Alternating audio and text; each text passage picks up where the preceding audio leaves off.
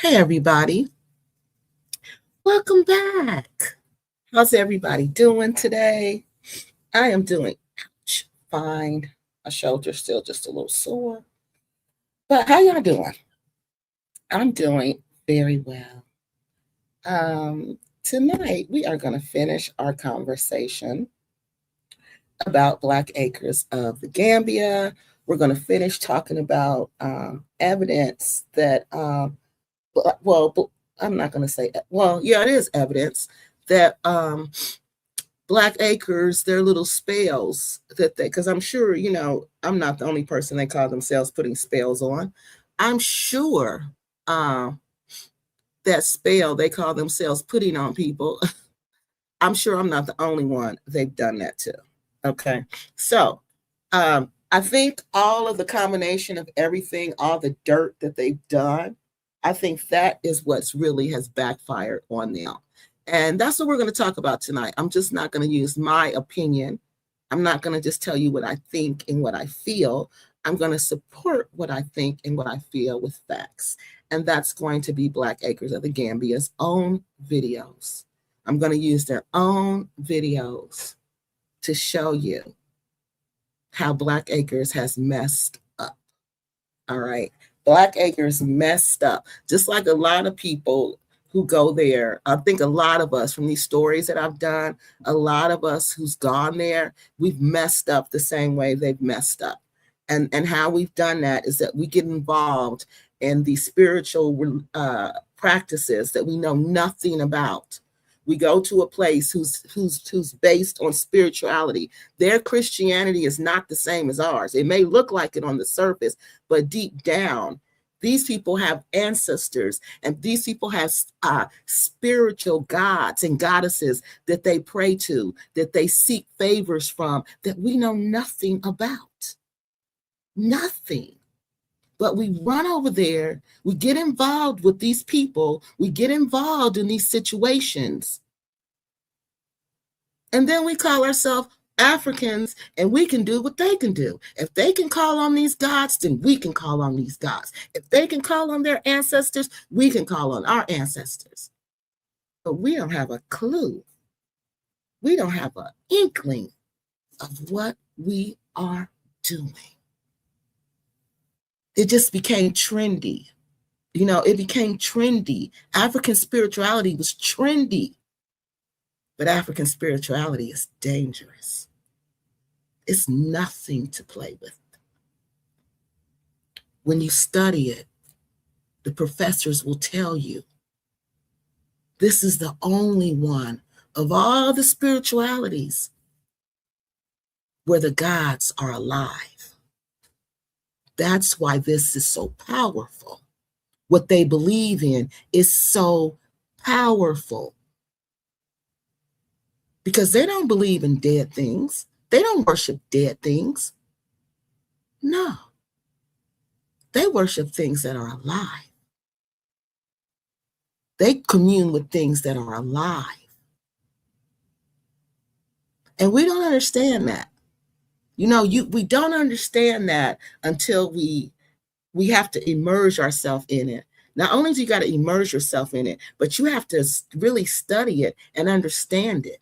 Because if you get over there and you start messing with it, you're going to get messed up. What did I tell y'all about Chief Amechi? You don't remember that story? About the one who wanted to join the Mami Wata sect. And come to find out, this is just another version of this. And the goddess that I'm showing you is the goddess Oshun. This is the goddess we talked about last week that rules the rivers and other things. This is who Black Acres has made very upset. Very upset. And what does she do? When you disrespect what belongs to her, she comes back to reclaim it. But do we believe that? Do we even understand that kind of stuff? No. How I know about it? Because I had tests on it. I had to write papers about it. I had to read books on it.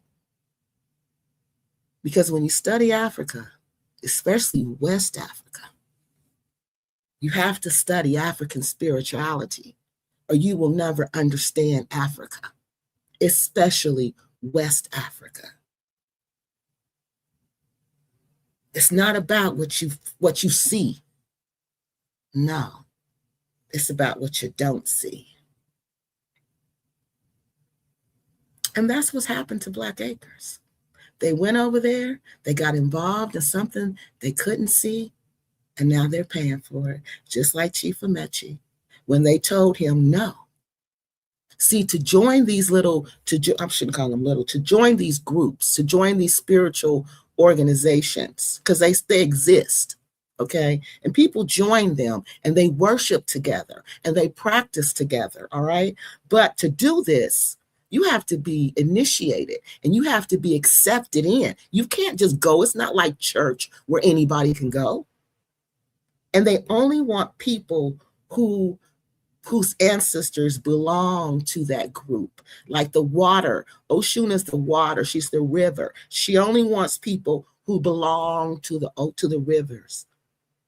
Then there's another one, her name is Yemaya, and she owns the oceans. And she wants people who belong to the oceans.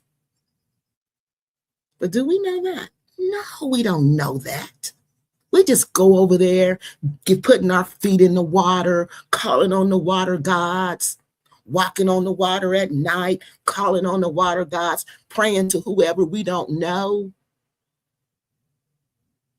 Because all the water gods are not good.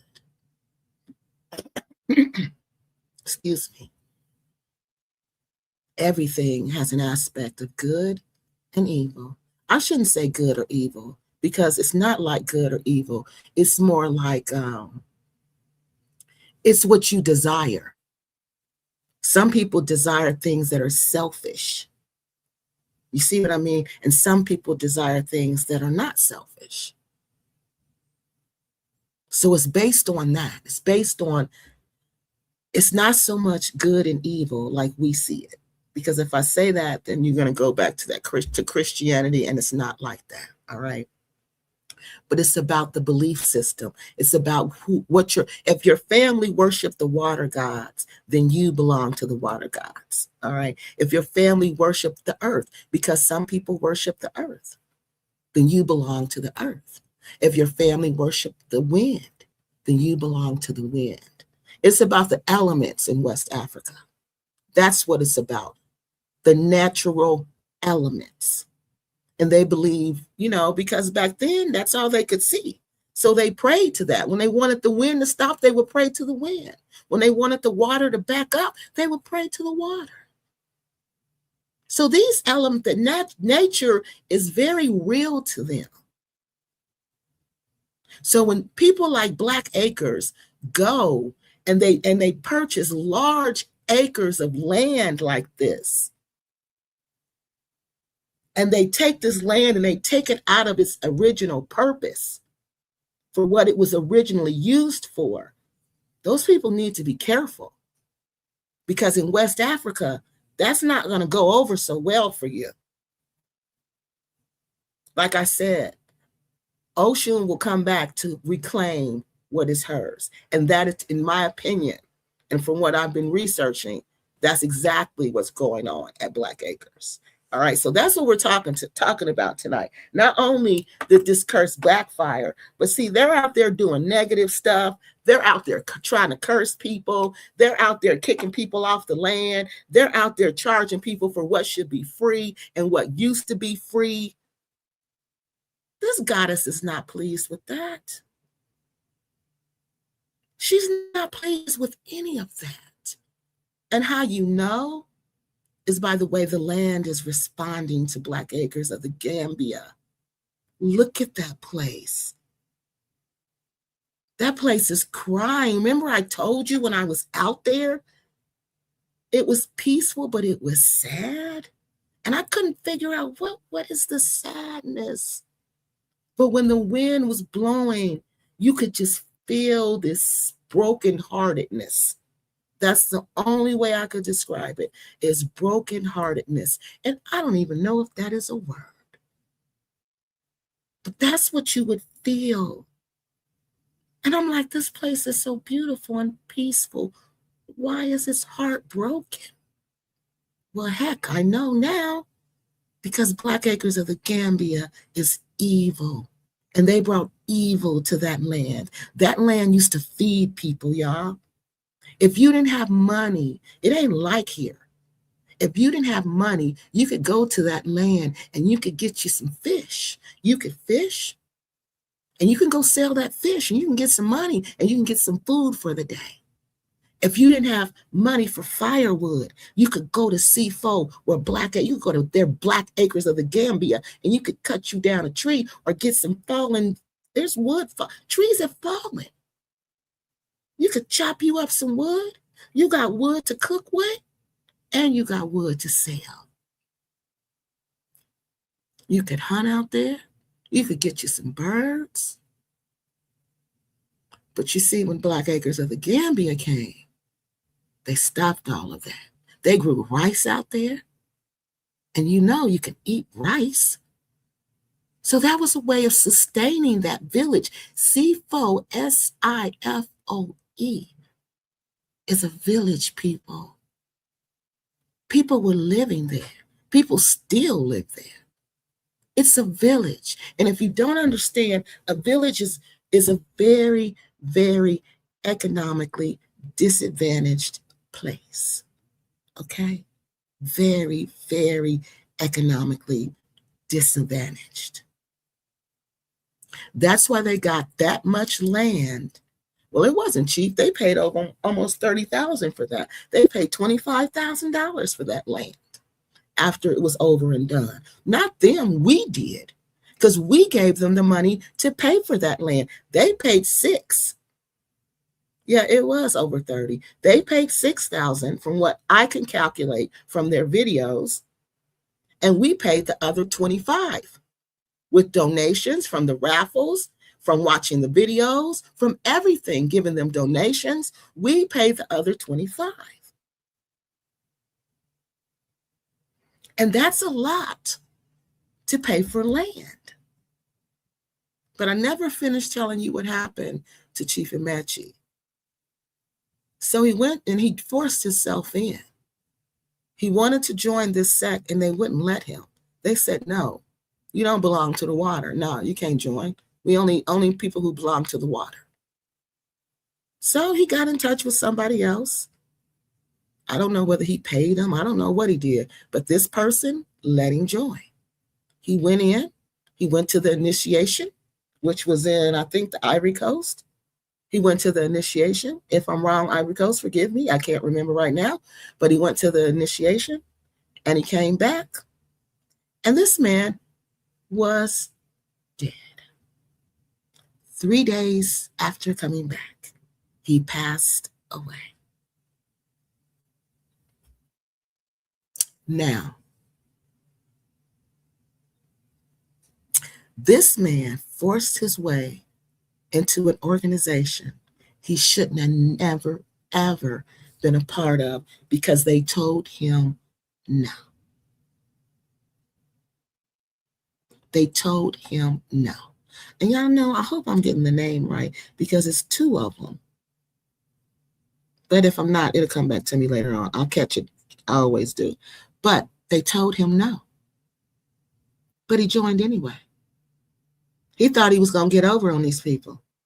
But he didn't give it over on these people. He came back to the United States 3 days later. He was gone. He was gone. And they don't know why.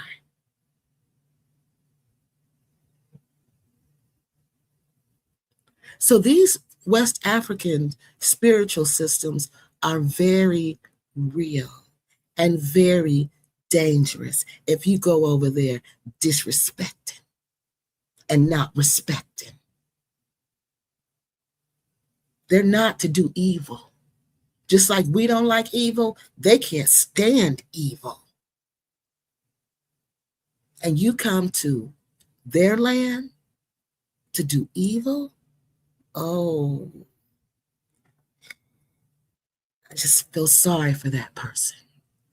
So that's what we're talking about tonight. We're looking at, I'm going to explain to you who this person, who this goddess is and why she is so important to the story. Because if you look at the Black Acre story, you can see where Oshun is completely involved in this story. Okay, completely from the trees not growing to nothing growing to where they got to plant it off the land. They got to plant it in little containers because she's not giving them anything. She said, you will get nothing that belongs to me. Nothing. You took away from these people who barely had in the first place. If you go out to Black Acres, you'll see the poverty around them. And then you see these big old houses, like people just house out of nowhere. You're like, what is this house doing out here in the middle of nowhere? Because back then the land was cheap, but Black Acres didn't play cheap. They paid mighty for that land.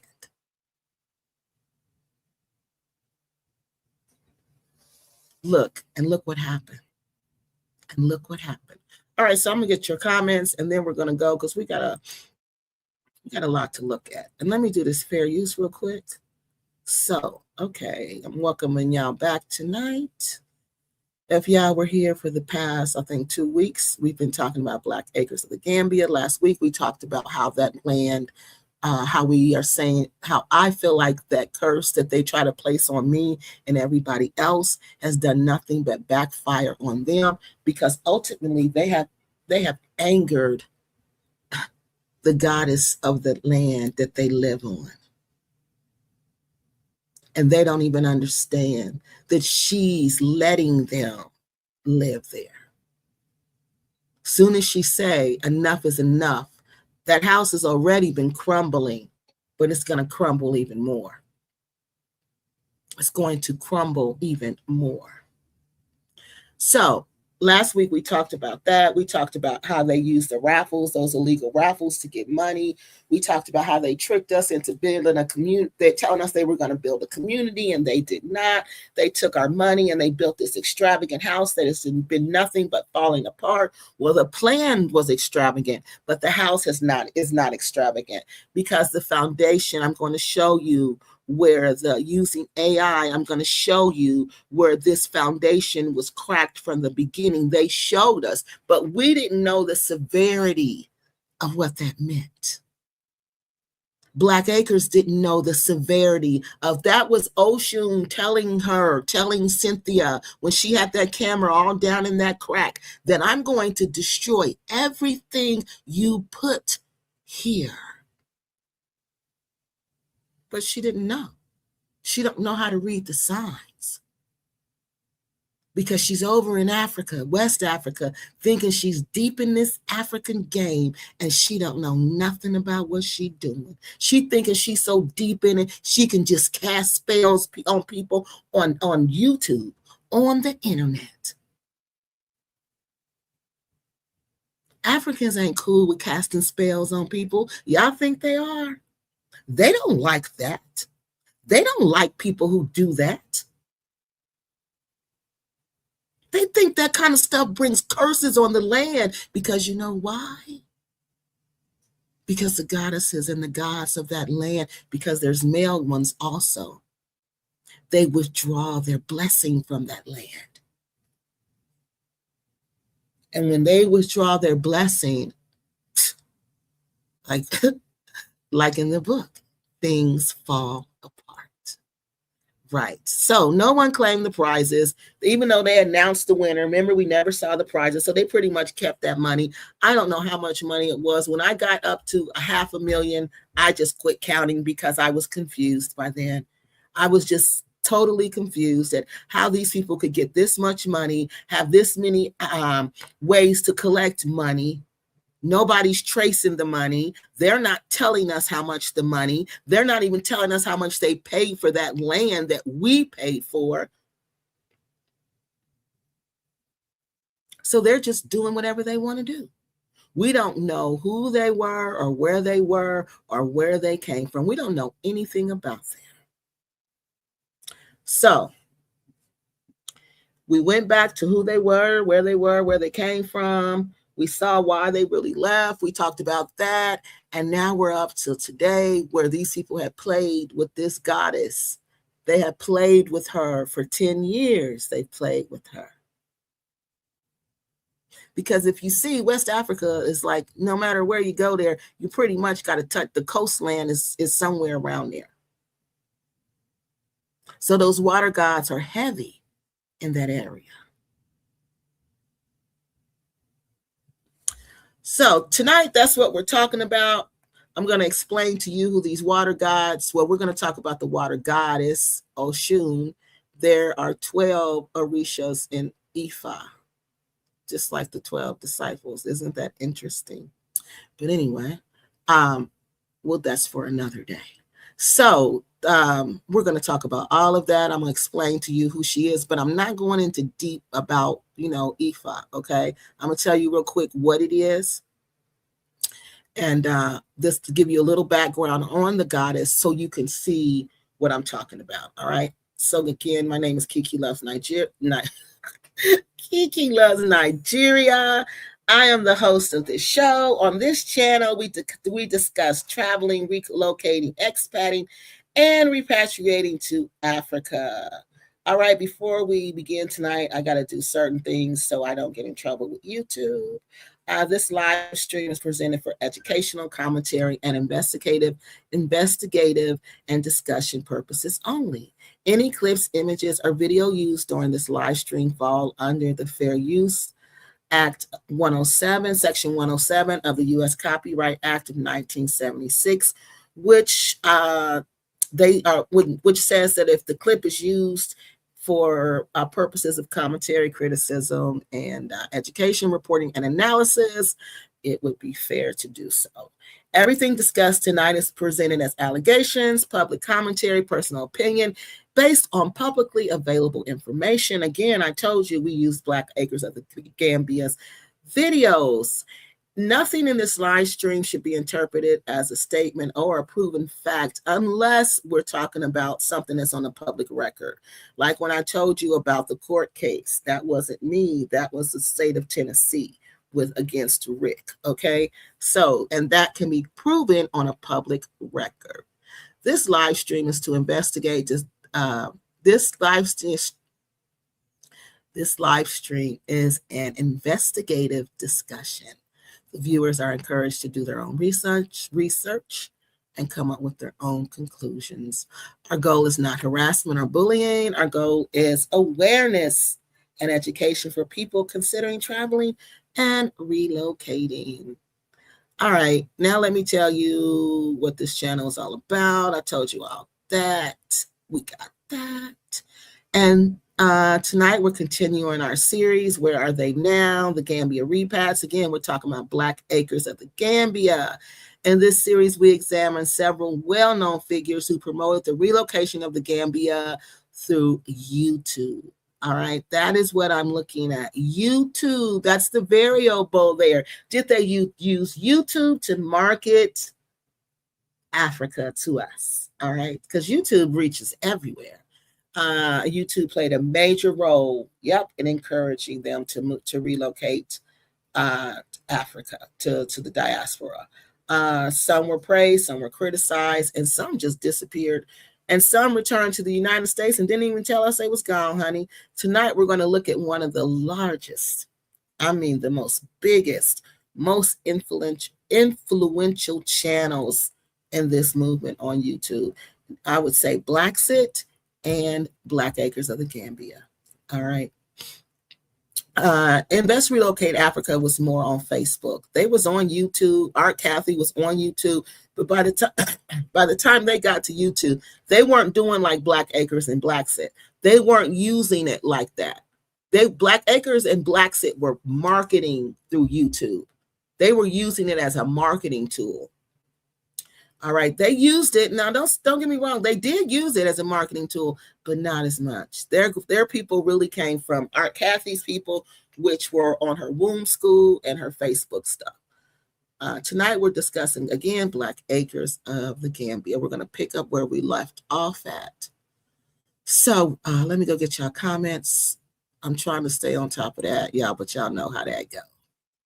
All right, so let's see. Life Without Limits says the first comment. Hey, everybody. Hey, Life Without Limits. True Blessing says, good evening, Kiki and everyone. TNK says, good evening. Hey, TNK, how you doing? TNK, this is funny. My son has a friend named TK, right?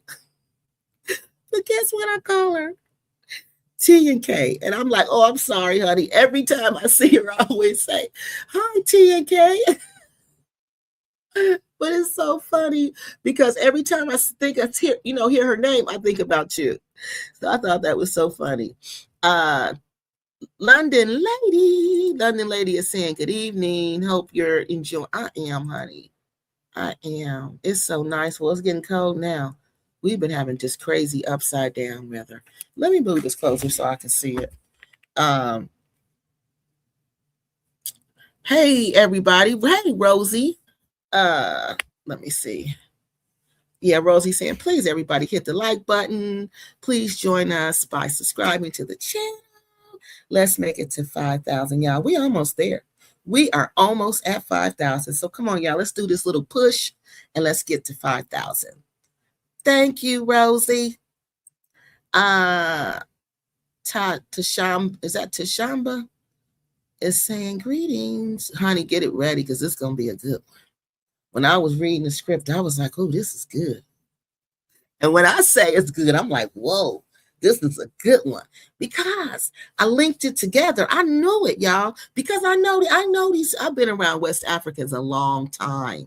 And I know how much spirituality is important to them. And I know how they look at signs. Like they wouldn't think these things that are happening to them are just things that are happening. No.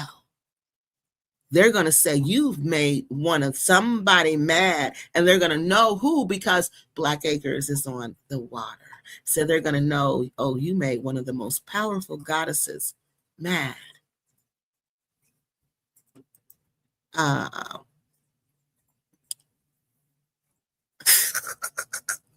Listen to the lady. She said, when you believe in things you don't understand, then you suffer. Superstition ain't the way. And that's the thing. They believe in things they don't understand. How do you believe in something you don't understand? You don't even know the rules to the game. These people are birthed in it. Like we're birthed into Christianity. When I was birthed, they put the name of Jesus in my ear. They used to whisper it to us before we could speak. I kid you not. This is how we were raised. They would pick up the babies and they would whisper the name of Jesus in our ear. So we would know that name. We would hear that name. We would speak that name. But they wasn't, that was like we were doing that. They were doing something completely different. But they were helping their children recognize the gods and the goddesses they serve. And that's what people don't understand. That's what they don't understand. That's what they don't understand. And then we go over their plan and they're looking at us like, wow, y'all are crazy. And then y'all use this stuff on each other. That is the worst thing you could, the worst thing you could do is get involved in it. The second worst thing you could do is bring it to West Africa and put it on their land, on their soil, because they believe that contaminates their land and their soil. So you brought negativity to the land and to the soil. And these are things that they do not play about. And these are things that they take very seriously. This man has been caught with a pow-pow. Remember Rick went to the 5 Mile because he was caught with a pow-pow? Remember that? Pow-pows are illegal unless they're registered. And I think you got to have a hunting one to hunt with. That's got to be like a shotgun. It can't be a regular pow-pow. It's got to be a pow-pow to hunt with, to my understanding. But some people say you can have pow-pows there. You just got to be registered. But either way you look at it, Africans don't like pow-pows. Pow-pows are negative to them. Papa's to them bring death and in their mind, that's a sign of death and destruction. We don't want that negativity in our country. Don't bring that negativity here. This is their societal belief. Our Constitution was built on the GUN. It says we got a right to walk around with it on our hip, and you can't say nothing. And then you go to a place where they look at it like it is the number one cause of unruliness and destroying a society. But we don't know that. But do we even take the time to know that? Do we even care to know that? That's the question. And that's the problem. They get involved in things they know nothing about. Hey, Kwame, in the place. What's in the place? Oh, you said you in the place, Mr. Johnson. Hey, good day to Mr. Johnson. Good day, TNK.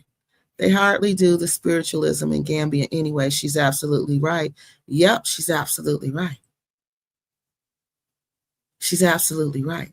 So you got to find some people who, because they don't really like Nigeria, it's real heavy there. It's like certain places. But the Gambia, I thought that was odd about them. But you got to find the traditional people. But the people who do it, from what I've heard, they say Gambia is the place to go if you want something done. They say Gambians know how to do real root work on you. So the ones who do it, yeah. Now this is just what I've heard from different Africans. Gambia is known for doing that. Now the you know, it's just like all of them, like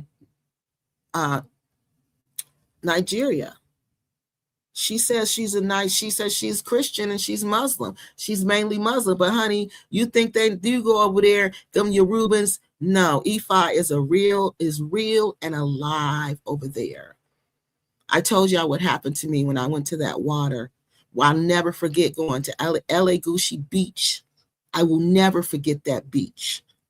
And that beach is owned by it's a private beach. It's owned by a royal family, because there's so many royal families in Nigeria. And this beach, they don't say people drown. Guess what they say? The water takes people. And I said, what? The water takes people. I said, why does the water take people?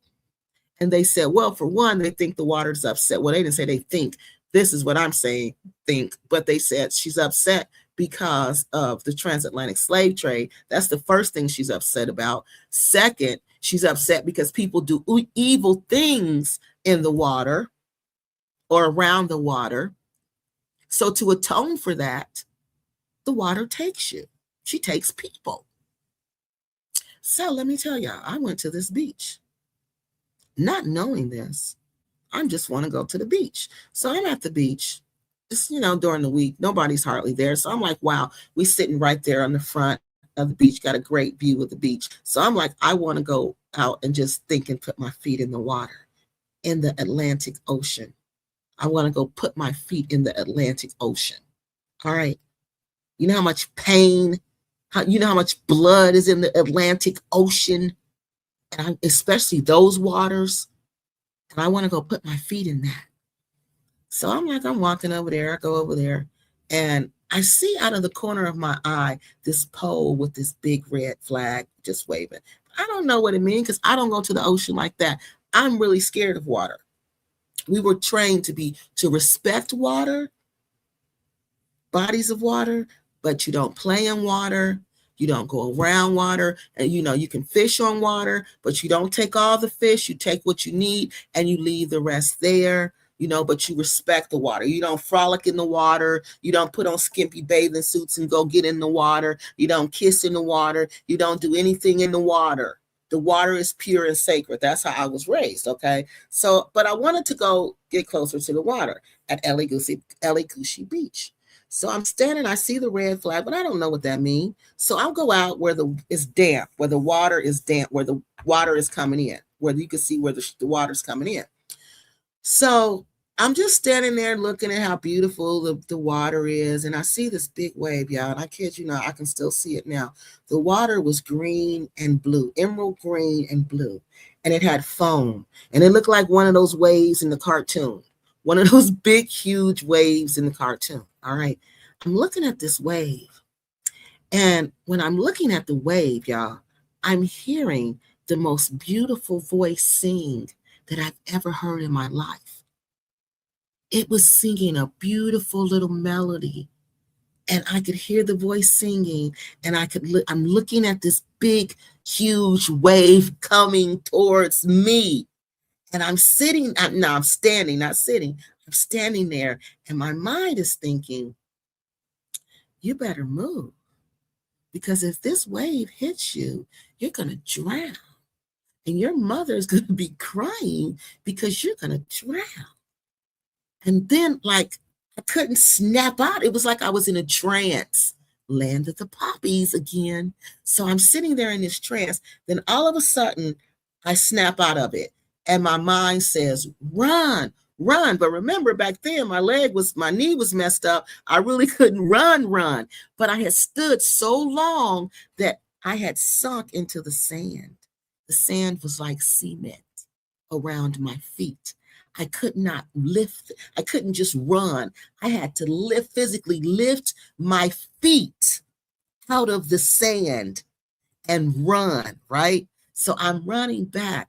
It's skipping, running, doing what I can do, right? But in the meantime, I lose my shoe, one of my little flip-flops, and I run back, right? But by the time I get there, I guess the guy that's the lifeguard, he comes walking out, and he says, you shouldn't have been down there. He was like, you can't go down there. And he pointed to the thing, the red flag. He said, you cannot go past that.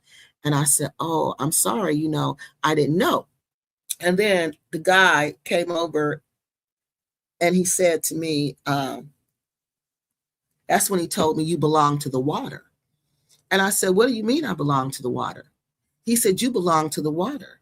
And I said, what does that mean? He said, that means that your family at one point worshiped the water. And I said, how do you know? And he said, because the water didn't take you. And the water could have taken you. And it didn't take you. And it gave your shoe back to you. And the water never gives anything back to anybody. And I'm like, what? And it did. I was sitting there. I was shaking. I was terrified. I was scared. Remember, it took my shoe out out, all the way out. Then all of a sudden, I kid you not, that ocean brought that wave, came in, and it brought the shoe up to me and laid the shoe right there. And that's when he was like that. That's how we know. So I'm like, wow. All right. So I'm saying that to say the water recognizes you. Whoever you belong to, they recognize you. This lady, Oshun, this goddess recognizes that Rick and Cynthia don't belong to her. Rick and Cynthia, by their actions, she can tell they do not belong to her by what they're doing out at CFO. Okay. And that's what we're going to talk about tonight. They laugh at clueless Western doings. They sure do, because they're putting themselves in danger. I remember Aja Africa was talking about all the sounds she would hear in her house when it would be raining, or when the wind was blowing, how she would hear all these different sounds and how this just drove her nuts because she's out there practicing things that she knows nothing about. Even Rastafarianism, we don't know nothing about that. If you don't know nothing about that, why are you engaging in that? And I'm not saying that's witchcraft. Don't get me wrong. I'm not saying it's witchcraft, but I'm saying it's something that we don't know anything about. I don't think Blacks necessarily believe they are grifters. Oh, you think they was just playing that to get money? Yeah, and that's even worse. And see, you know what? You're probably right, because that's why this goddess has really turned on them, turned all her powers towards them, because y'all, we know Black Acres has grown nothing. Those collard greens was full of holes, and y'all know they was. There's no way they could have sold them at the grocery store here. There's no way we would have even ate those collard greens. The only time those collard greens start looking like you could even eat them is when they put them little, it wasn't in the ground. She had put it in some little containers in that greenhouse and all that. Now they look nice, but in that soil, no, because you can't grow anything in that soil. Because why? What did I tell you why? That's a sign when you can't grow anything in the soil, when the earth won't give back to you. There's a problem. That means you're not supposed to be there. That means you're forcing something that should not be. They've showed Black Acres time and time again, you're not supposed to be here. We don't want you here, but they're forcing something that should not be. And I think Mr. Johnson is right.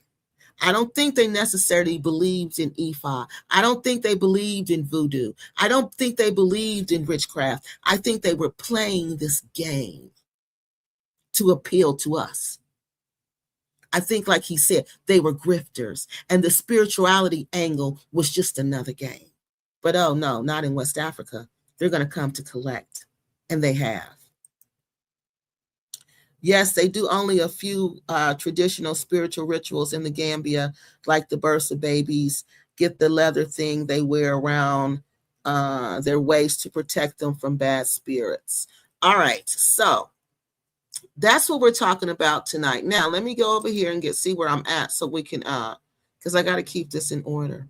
All right, so we talked about, that's where we're going from tonight. We're going to look at all this stuff. So remember I talked about what happened at Elvin's B&B and then how I came back and Rick and Cynthia called themselves putting a juju spell on me. Remember that? I talked about that last week and I showed you in the video. All right, so let me show you this part. And this is a clue. Listen to them on here. And this is your clue. Cynthia really don't know what they're doing. And like I said, it's extremely dangerous when you play. Even with Christianity, you can't play with God. Even any belief system, because that's a spiritual belief. Christianity is a big old spiritual belief system where people believe it or not. They believe in the spirit world. They just pick and choose which spirits they believe in. That's all. That's all. They believe in three. They believe in Jesus, the Holy Spirit, and God. Those are the only three spirits. But it's a spiritual based religion. You got to connect your spirit with this Holy Spirit to be considered, to really advance really in Christianity, to get the true gifts of Christianity, which are spiritual gifts.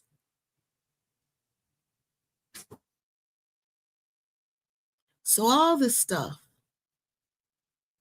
is spiritual. All of it. So let's go back to this. So this is when Rick and Cynthia, when I realized Rick and Cynthia didn't have a clue what they were doing and that they were going to get messed up. They were really going to get messed up. All right, so this is when we stopped last week when they called themselves putting a spell on me. And why did they do that? Because they were mad because I did research on Kwesi Boyd and this Invest Relocate Africa mess. And I had determined that Phoenix Rain was really, she wanted to take over the company. It was really just a corporate coup. And if it had happened here in the United States, Kwesi could have had her arrested and she could have been brought up on charges. But unfortunately, it happened in the Gambia and she pretty much got away with it. But so they were mad at me because of that. They were mad at me because I had was friends with UN. They were mad at me because I was cool with him and I shouldn't have been cool with him, you know. So they were mad at that. They were mad at me because what else was that? This was the straw, the honey that broke the camel's back. When I let Mr. Elvin come on my show and explain that he was not a scammer. So after I did that, Black Acres had determined I was public enemy public number one. How they say a public enemy number one, honey. I was the devil incarnate, and I would deserve to be stopped. They sent their flying monkeys after me. Now, flying monkeys are narcissists, have people, in my humble opinion, I am not a doctor. I cannot diagnose anybody, but honey, I sure can teach you how to read and do arithmetic, okay? I can make sure you are not illiterate. I can do that. But I am not a doctor, all right? Now, Rick and Cynthia, in my humble opinion, are narcissists, all right? Narcissists. And narcissists have what they call flying monkeys. And flying monkeys go out and do their bidding. Whatever Rick and Cynthia, but this was back then, whatever they wanted done, the flying monkeys would do it for them, all right? They didn't have to do anything. The flying monkeys would do it for them. So the flying monkeys were on their show, and they were determined that I was enemy number one, that I should be stopped. Even in my public life, I should be stopped. I should no longer have an employer. I should lose my license. Everything about me should come to an end. All right. They spread rumors about, because this is what the narcissists do. If you look up the narcissist, it's going to tell you this is what they do. They will spread rumors about you to try to destroy your reputation. They try to publicly humiliate you. That's what they were doing. They will send their flying monkeys. These are people they enlist to do their dirty work for them. And this is what they were doing. All right, so this is what they were doing, and this is the video that started it all. All right, this is when I knew Rick and Cynthia were playing with something that they did not know what they were doing. Because like I said, people who truly practice witchcraft, people who truly do this stuff for real, they're not on YouTube doing it. And trust me, they're going to consult some oracle. They're going to consult some wise person before they go out just throwing spells. Call themselves throwing spells on people. So let me show you this real quick. And listen closely and listen to how she looks at Rick. And she says, well, no, I think it's for this. I think it's for that. But if you think this is what you believe in. This is what you're practicing. You shouldn't be thinking, honey. You should know. You should know at this point what it is and what it is not. Kiki, she ain't put out no video lately. I will let her know. Right. She out there playing, running around with her friends. We'll let her know. Yeah, no, I think she's home now. Oh, okay. Walk the Gator says, bag is my drug of choice. Thank you. In a good way. We know what you mean, brother. Ricardo Holloway says, Philly in the house. This thing. Right. Sure could use a Philly steak and cheese right about now. No juju is casting spell. Voodoo is a way of life. Oh, okay. Got you then. No, I don't know. I think juju protects you. Yeah, juju's not casting at least a spell. That's what they say here. It's more of a, I don't know. Maybe it's different for whatever you have it for. But now, all you got to do is Google that. Okay. For one, I'm surprised that they even used the word juju in Gambia, but there are Nigerians there. All right. Juju is a slang word for witchcraft. All right. Witchcraft, there's nothing positive about juju. Nothing. Voodoo is the religion and spiritual belief system in Benin. That is the one that is nothing, that is not negative. That is the one we've twisted because we went and we took the negative. Because see, everything you can change it to the dark if you want to. All right. So we took the negative of the voodoo and then we focused on that. All right. So people all around the world think voodoo is this negative where you do witchcraft all day long to everybody. And it is not. It is not. That is not the essence of voodoo. Voodoo. It is not the essence of that. That's what they practice in Benin. It is Benin Republic. It is not evil. But can you use it for evil? Yes. You can use Christianity for evil if you want to. Everything you can use it. It's the way you use it. It's like Miles Monroe says, God rest his soul. I hate he passed away. I love that man. He played such a big role in my development on how I see things. That man said, if you don't know the purpose of a thing, a noun, a purpose, place, or a thing, if you don't know the purpose of it, then abuse is inevitable. It's inevitable. If you don't know the purpose of these spiritual belief system, then you're going to abuse them. And that's what we've done. We abuse them. We look at the negative part of it. Then we go find other Africans who are into the negative part of it. And we pay them to get us all deep in the muck. And the Africans know, oh, you're going to pay for this. You're going to pay for this. Because even in Nigeria, the Yahoo boys know, even the people who make the deals, even the people who practice juju, even those Yahoo boys, they know their day is coming. They know. I told y'all to watch the old Nollywood. I don't like new Nollywood. Watch the old Nollywood where they got the thick Nigerian accents. I told y'all, watch Mama G and them. Watch them. Watch N.A. Edo. Watch them. And they're going to school you on this witchcraft stuff. They're going to school you on it. They're going to let you know how it goes.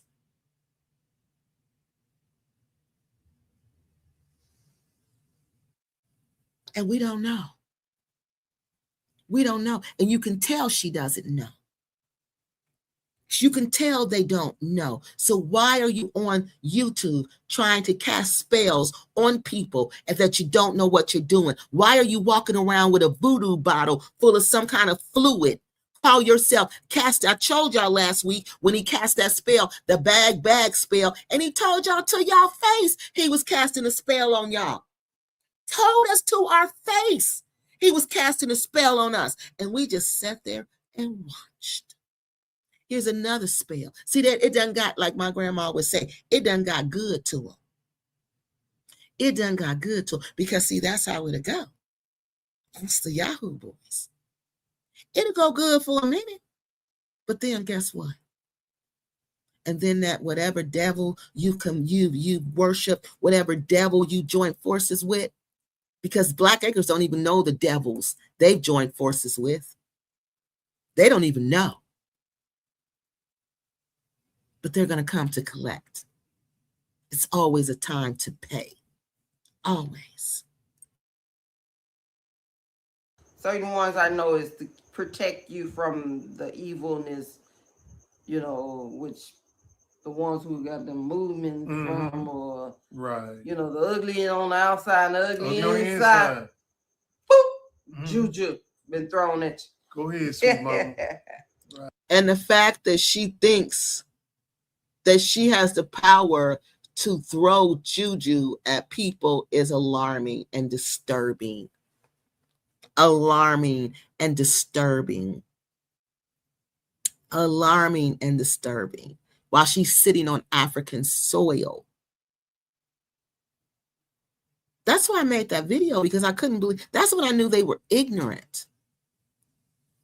They were very ignorant because they didn't know what they did. Because, see, back in the day, Rick and Cynthia would have been sent to the evil forest for that. Because, see, you're bringing negativity to their land. When you wish negativity on somebody else, it comes back to you because they believe in the circle of life. They don't believe life is linear, back and forth. No, they believe it's a circle.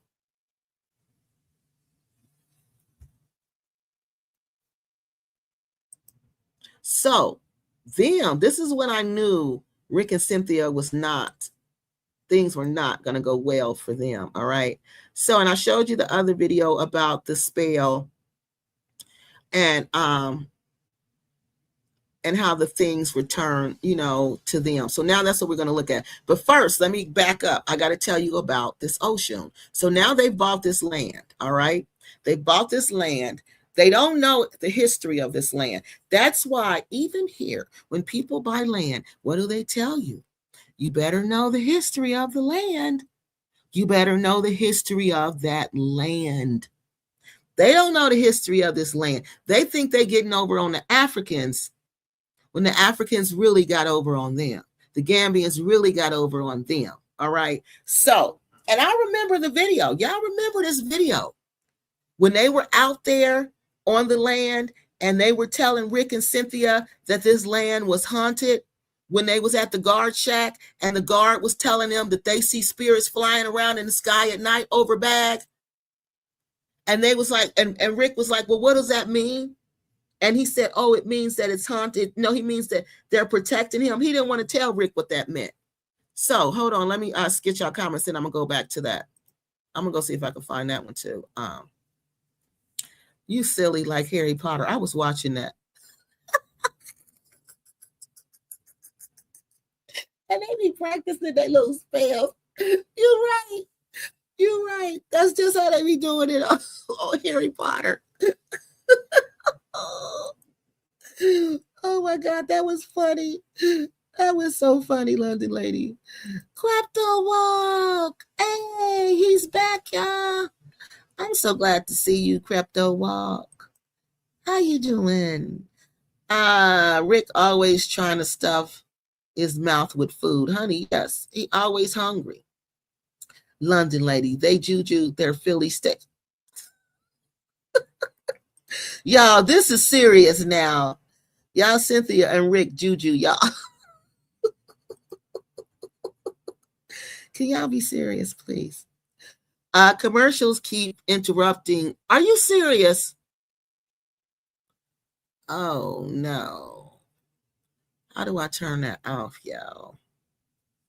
Oh, that's a new feature they got. Okay, I don't know how to do that, y'all. That makes people annoyed. I don't know how to turn them off. Let me see. Hold on. Let me see if I can turn off this monetization and have the video. Then it should stop. Hold on. Let me try to turn off so they don't monetize the video. Maybe they've monetized it and I don't know yet. So hold on. Because I can't stand that. Yeah, I do not like commercials.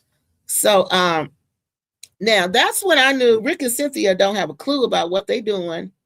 And they're going to get hurt. Because, like I said, all the videos I've done about all these people, most of them were involved in some type of African spirituality. Okay, hold on. Let's go see what's going on with this. Let me see if I can find it. Because sometimes it won't show up until after. Yeah, it ain't showing up now.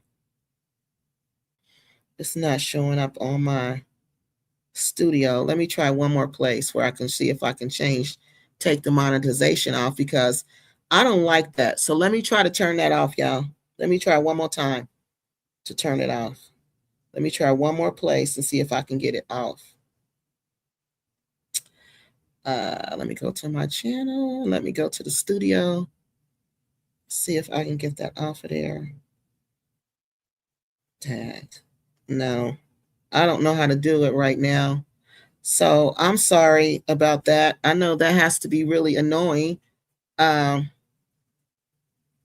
know that was something that they were doing that was different. So I don't know what they've done. They've probably added something on there. But I don't know why it's doing that, y'all. I'm sorry. All right. I'm sorry about the commercials. I don't know why they keep, and I don't know how to get to it to turn it off. Oh, hold on. I see the live right here, but I can't get to it to turn it off. Hold on. No, that's my analytics. Oh, no. I don't know. I can't do that right now. I'm sorry, y'all. Hold on, go to YouTube Studio. Let me see if I can. No, it's because this is a live stream. It's not in my studio yet, really, so I can't go in and turn it off. Not for real. So, I'm sorry. Extremely ignorant. Yeah, that was extremely ignorant. Hey, she said Harry Potter, totally clueless, juju, Jewish, drunk, and yeah, on Jew brew, exactly. The Gambian side of me is in stitches here. They can't help it. No, they can't. All right, so look. Now we've done that. So let me put this back up here. Now, before I start showing you, now remember how I got this information. I'm not looking at this picture telling you, oh, this is what I think. No, I took the pictures, right? And I put them in AI, okay?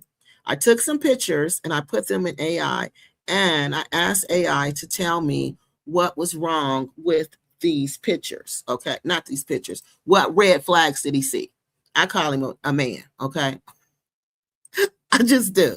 All right, so I call him a man, okay? So I wanted to talk to y'all, but before we started, AI is really smart, right? So AI knew I had been talking about Black Acres of the Gambia, and we were tying this all together. So he says, well, you know what? This, everything you've been showing me about these images, all of these are like little signs of Oshun when she comes to reclaim what's hers. And I'm like, really? AI's like, yes. So I'm like, okay, well, tell me about it. So before AI told me about it, I said, back up. I need to know about Oshun. I can't assume that people know something about Oshun and they don't, because that's the biggest thing I notice in education is that people always assume that people know something that they don't know. All right, so let me tell you about Oshun. Oshun is spelled Oshun. All right, it's sometimes spelled like Osun. And this is one of the most respected orishas or deities in the Yoruba religion. All right, so it comes from the Yoruba religion, and an orisha is a deity, which is a god. She's a goddess, which forms the basis of the Ifa spiritual belief system. She is usually associated with freshwater rivers, fertility, love, beauty, and wealth. Now, look at all the things she's associated with. Okay, so that means associated with means if you want these things, they would go to the river and they would pray to Oshun, and they would say, Oshun, I'm giving you this offering, and I'm asking you to please bless me with, fertility. Bless me with love, bless me with beauty, bless me with wealth. So she is considered, again, the goddess of the rivers, which means she controls the rivers. She embodies the life giving and sustaining qualities of the river. Okay. So you know how the water gives life, river gives life, the river sustains life. Like at the Mississippi River here, you see how it's important? It's very important. The Gambia River is very important. It gives life, it sustains life. All right.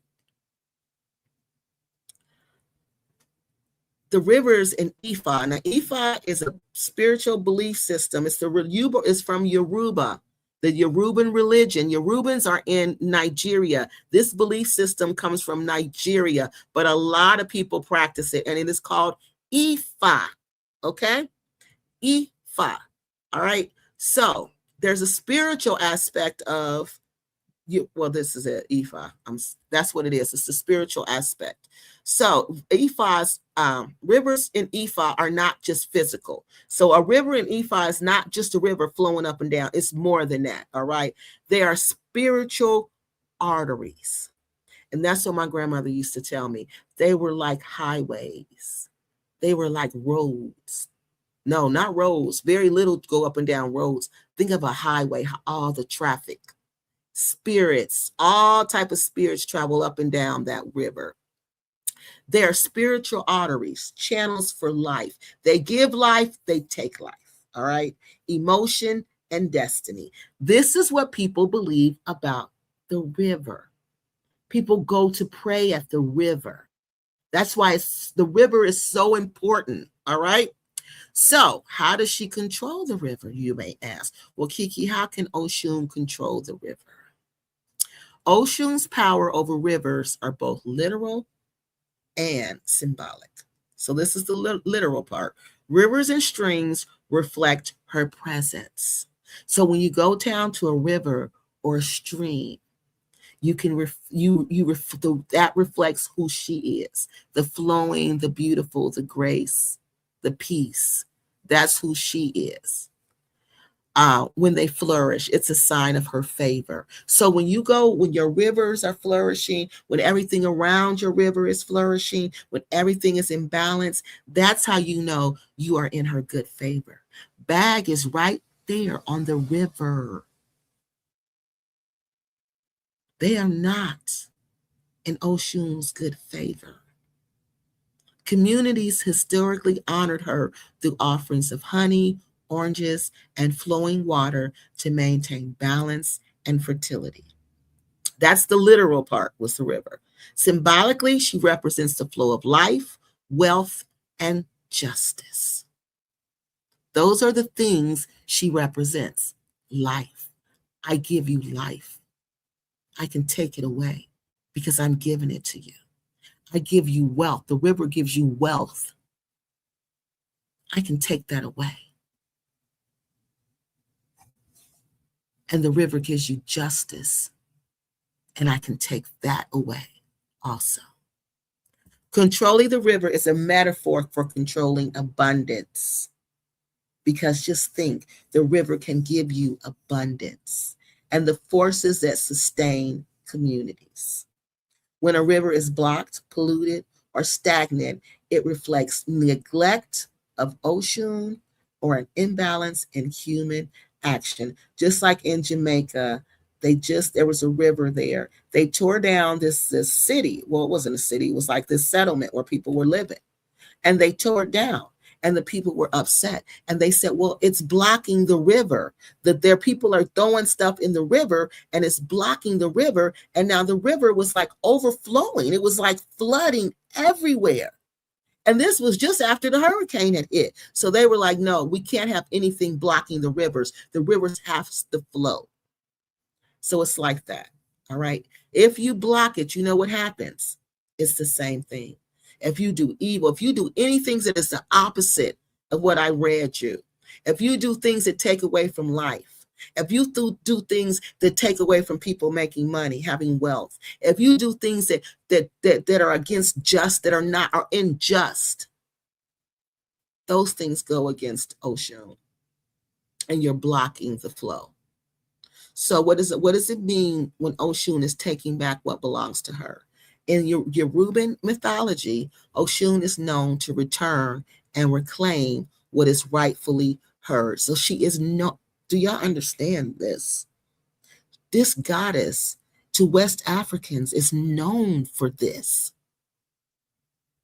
She is known for this, to return and reclaim what is rightfully hers. I told you last week, and I'm going to show you this week, that Bag is sitting on swampland. That is not a joke. That is not a game. That land belongs to the water. It just has moments in time, like the Red Sea. Remember when they walked across it? Because it goes down real low at some points. It's just like the game, what's going on there. The water has went back. But at some point, that land was underwater for a long, long period of time. So long that it developed an ecosystem. That's why the fish are there. I'm going to show you in a minute.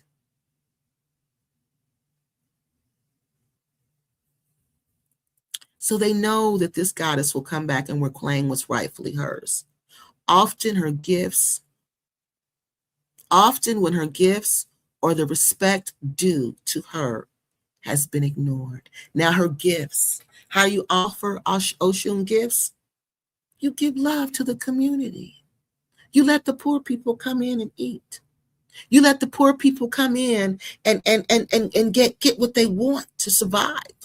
You give the poor people a section of land, the villagers, where they can grow their rice, where they can eat. You share with them what was theirs. That's one way to do it. Give out honey. Give out oranges. Her traits, put them in action. That's how you keep peace with the land that you are on in West Africa. Because it's not like here. Even here, you got to keep peace with the land or to come back and get you. Look at the Mississippi River.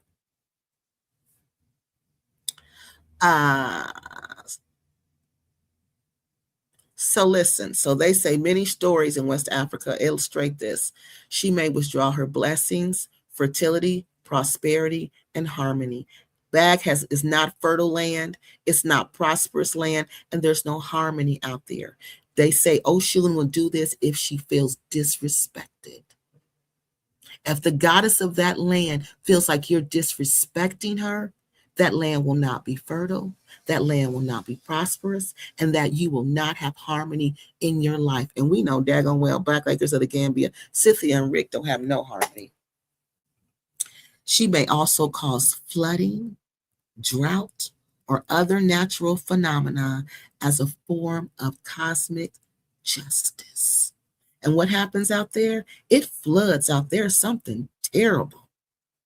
Something terrible. I don't even know. We got to watch carefully to see what's going to happen this year out there. But listen, but she also rewards devotion. When honored, rivers flow, crops thrive, and communities prosper. If Black Acres would have did what they said they were going to do, if only they would have honored their word, if only they wouldn't have disrespected those villagers, if only they wouldn't have disrespected the diaspora, if they wouldn't have took our money and lied to us, if they wouldn't have been selfish and not let those people come on that land that they had farmed for years. If they wouldn't have done that, then maybe Oshun would have honored them. Maybe the rivers would have kept flowing with fish, and they would have had lots of things, lots of crops. The crops would have thrived. And that community that they promised us, maybe that would have really happened. But this isn't random punishment. It's about restoring balance. See, the gods and the goddesses in Yoruba and Ifa, they don't just do this they don't believe in just punishment. No, I have to restore balance. It's about restoring balance. And I got to remind you of the sacredness of the gifts of the gods. That land is a gift. Water is a gift. And you treat it as such. And Black Acres didn't do that. Now, this is how I'm connecting it. All right, so let me get y'all comments first, because this is deep and y'all got to pay attention. All right. So it's all over for them. Yeah, it pretty much is. She knew their intentions yes, okay. Yes, because their intentions, this is how you know their intentions, right? Because what was the intentions of their land, right? What was the intentions of Black Acres when they brought the land? The intentions were, they were not intending on to do anything good with that land. I'm telling y'all, their intentions were to do exactly what they did. And what did they do? What are they doing? They wanted to make money off that land. They said they wanted a community, but they were selling us every single thing in that community. All right. There was nothing that was going to be there that was for free. Nothing. Okay. Okay, y'all, I'm turning it off. All right, I found it. Okay, it's off. All right. Mr. Johnson, tell me if it stops, the ads. They should stop now, because honey, that was getting on my nerves and I can't even see them. So tell me if it went off, okay? I know it bring me money, but I have to wait because people don't want to see that. They want to hear me talking. So I can't do that right now. I'll turn them back on. I'll turn them back on in a minute, okay? I want people to get this message. You know what I mean? I know that was a lot because people was keep coming on and off and So we can't do that right now, YouTube. I'm sorry. I appreciate it. I do. I appreciate the money. I appreciate y'all trying to help. You know, I do. But right now, I want them to understand what we're talking about. That's the most important thing. Okay? Hold on.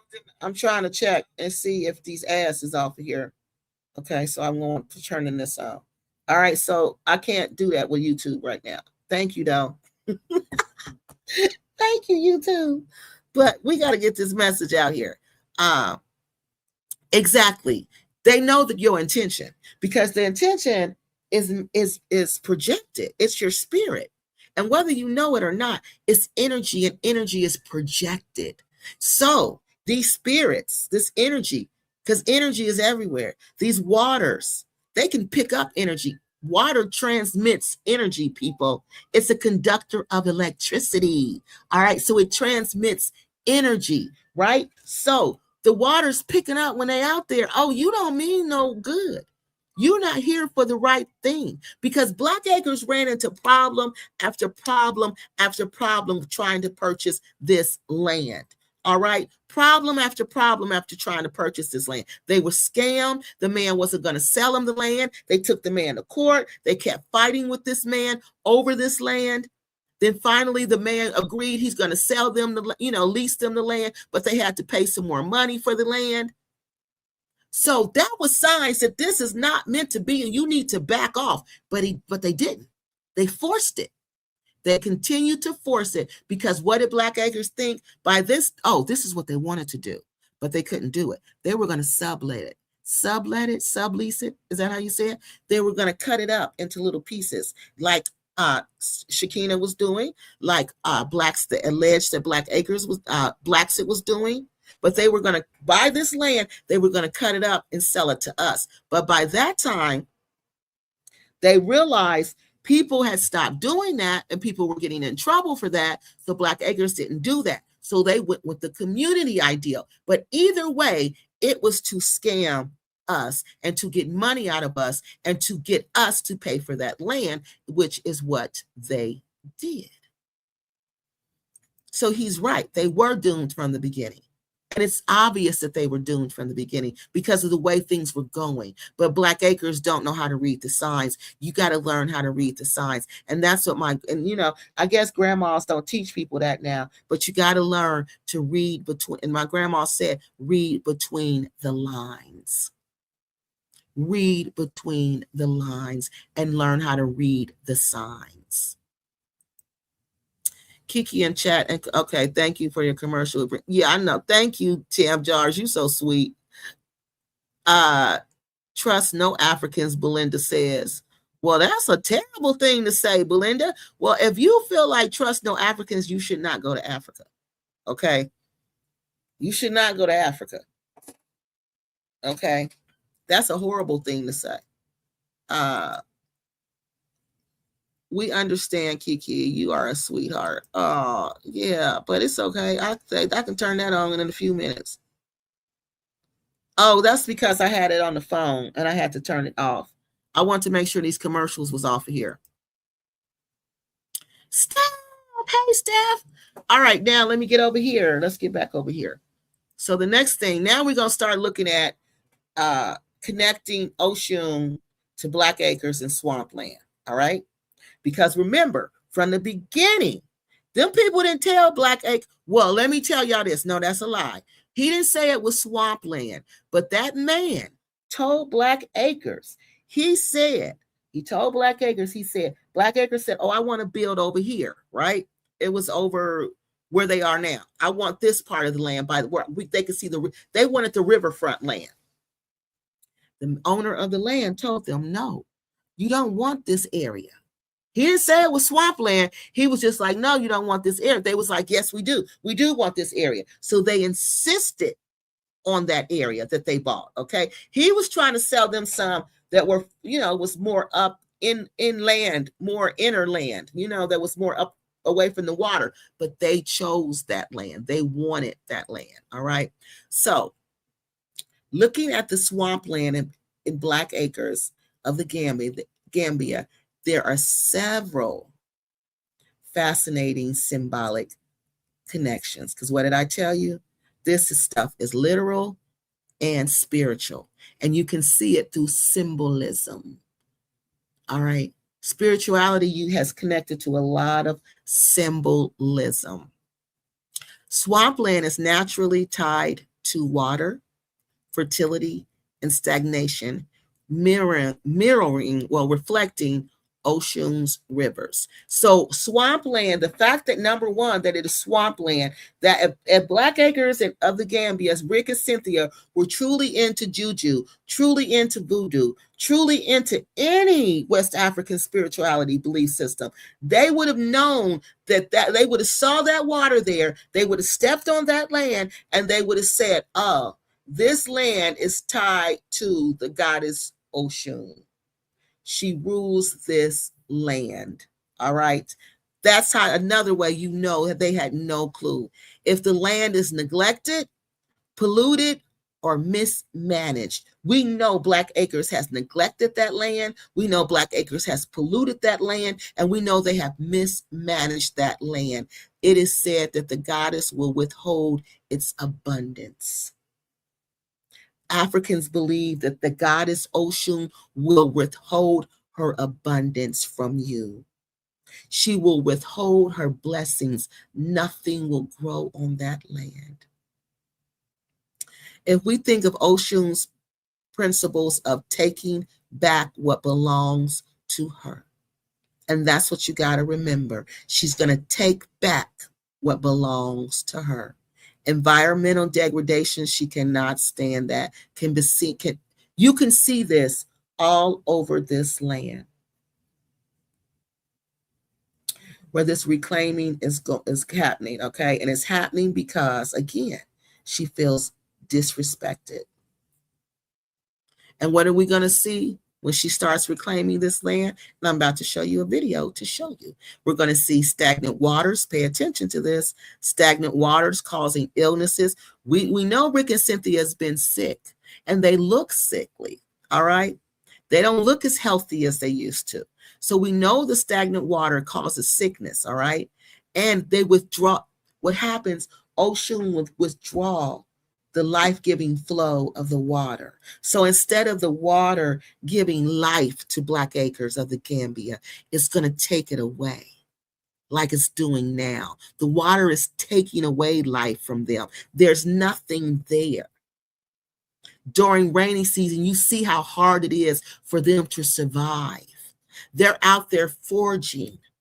They're literally foraging for whatever they can find out there.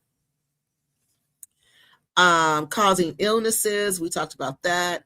Flooding, overflow, running during the rainy season, shows the power of the water reclaiming its domain. Because you see how bad Black Acres is when it rains out there. In essence, they're saying that Oshun is returning back to take what belongs to her. All right, so let's look at this video. Let me go down here and get this video. So we're going to look at this. Now, this is one thing. Hold on. Now, this is the proof about the river. What I just told you about her, that they should have known this was her. They're not going to know, though. But if they were so heavily into this spiritual belief system, this voodoo that they claim, they should have known that. All right, so this is proof that Black Acres is swampland.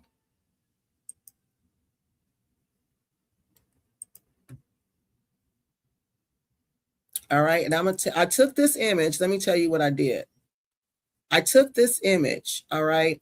Hold on, let me make it big. Because I can't say, it looks like swampland to me. When I go hiking and it says swampland, it always looks like Black Acres. When I go hiking and it says marshy land, then when I went to Black Acres, it looked like marshy land. It looked like Black Acres, and that's called the swampy lands when I go hiking. So I'm like, it looks like that, but I don't know. So I said, well, let me ask AI. AI will tell me if this is swampy land. So I took this image and I put it in AI. But let me show you let's listen to what they're describing. And what he's describing, I gave AI this very description. All right. This description, these people don't know, but this description is telling Rick and Cynthia that this land has been underwater for a long period of time, that it has developed this ecosystem. All right. So let's look at this. Oh, I'm sorry. It's start to come no stop Right. when it's raining. A lot of rain. Take something, bucket, big bucket. A big bucket, yeah. Yeah, put it on the rain and you look. Fish be in the water. When the rain close, you look. Wow. But how's it coming from the? Yeah, It's coming from the You know, sky. everything is. I understand now. Yeah, I know you never See had that before, You yeah. never had that. You No, never even seen it. But I'm the one who told you. Thank you. Okay. Now I know. Yeah, excellent. Yeah. It be raining fish over Look here. it. That's what he Yeah, said. look Okay. it. When the rain is coming Yeah, since in yeah. the morning up to evening, no stop. Right. Yeah, when you see that type of rain, Yeah. take a big bucket, put it somewhere else, which you know that. And it's rain gonna is run. The coming. fish Yeah. gonna fall in the bucket. Yeah. When the rain finish, you look. Look at the land, y'all, in the background. Listen to Wait, what he's now, saying. that's not frog, like, frog tadpole. No. It's fish. Yeah. Like Harmon says, fish. Yeah. Small one. Then those type falling here. When the rain come, they push them inside. But wait a minute, where the fish coming It from? just come from the Yeah, rain. no, yeah. Some are coming from the rain, some are burning from the river. Yeah. Just like that. I don't get that one. Yeah, you never know that. I know now. Yeah. I know now. Okay.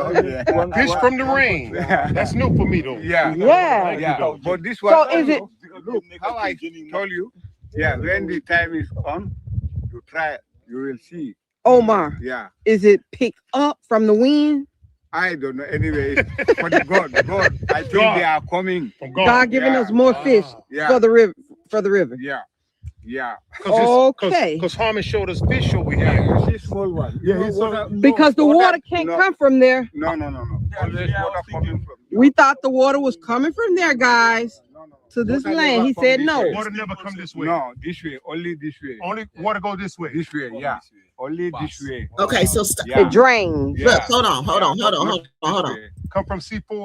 So see, that's an important part. That's another way. Rick and Cynthia don't know what they're doing. That right there, the river Gambia doesn't flow onto C4. Black Acres, the water is flowing from Black Acres to the river Gambia, y'all. Do you understand what that means? The water is flowing from there. That means there was water there. And it had to be before Omar's time, because Omar doesn't remember the time when that area was completely underwater. This is very important. But Rick and Cynthia don't know. They believe it's falling from the sky. But I'm going to tell you what AI said, honey. Hold on. All this way. Yeah. Toward Always. the river. Yeah. But we just can't All this explain how the riverside, fish get always here. Just like that. Cause the well, we Yeah. got a well, Yeah. it's full now. Okay. you And see? the borehole Yeah.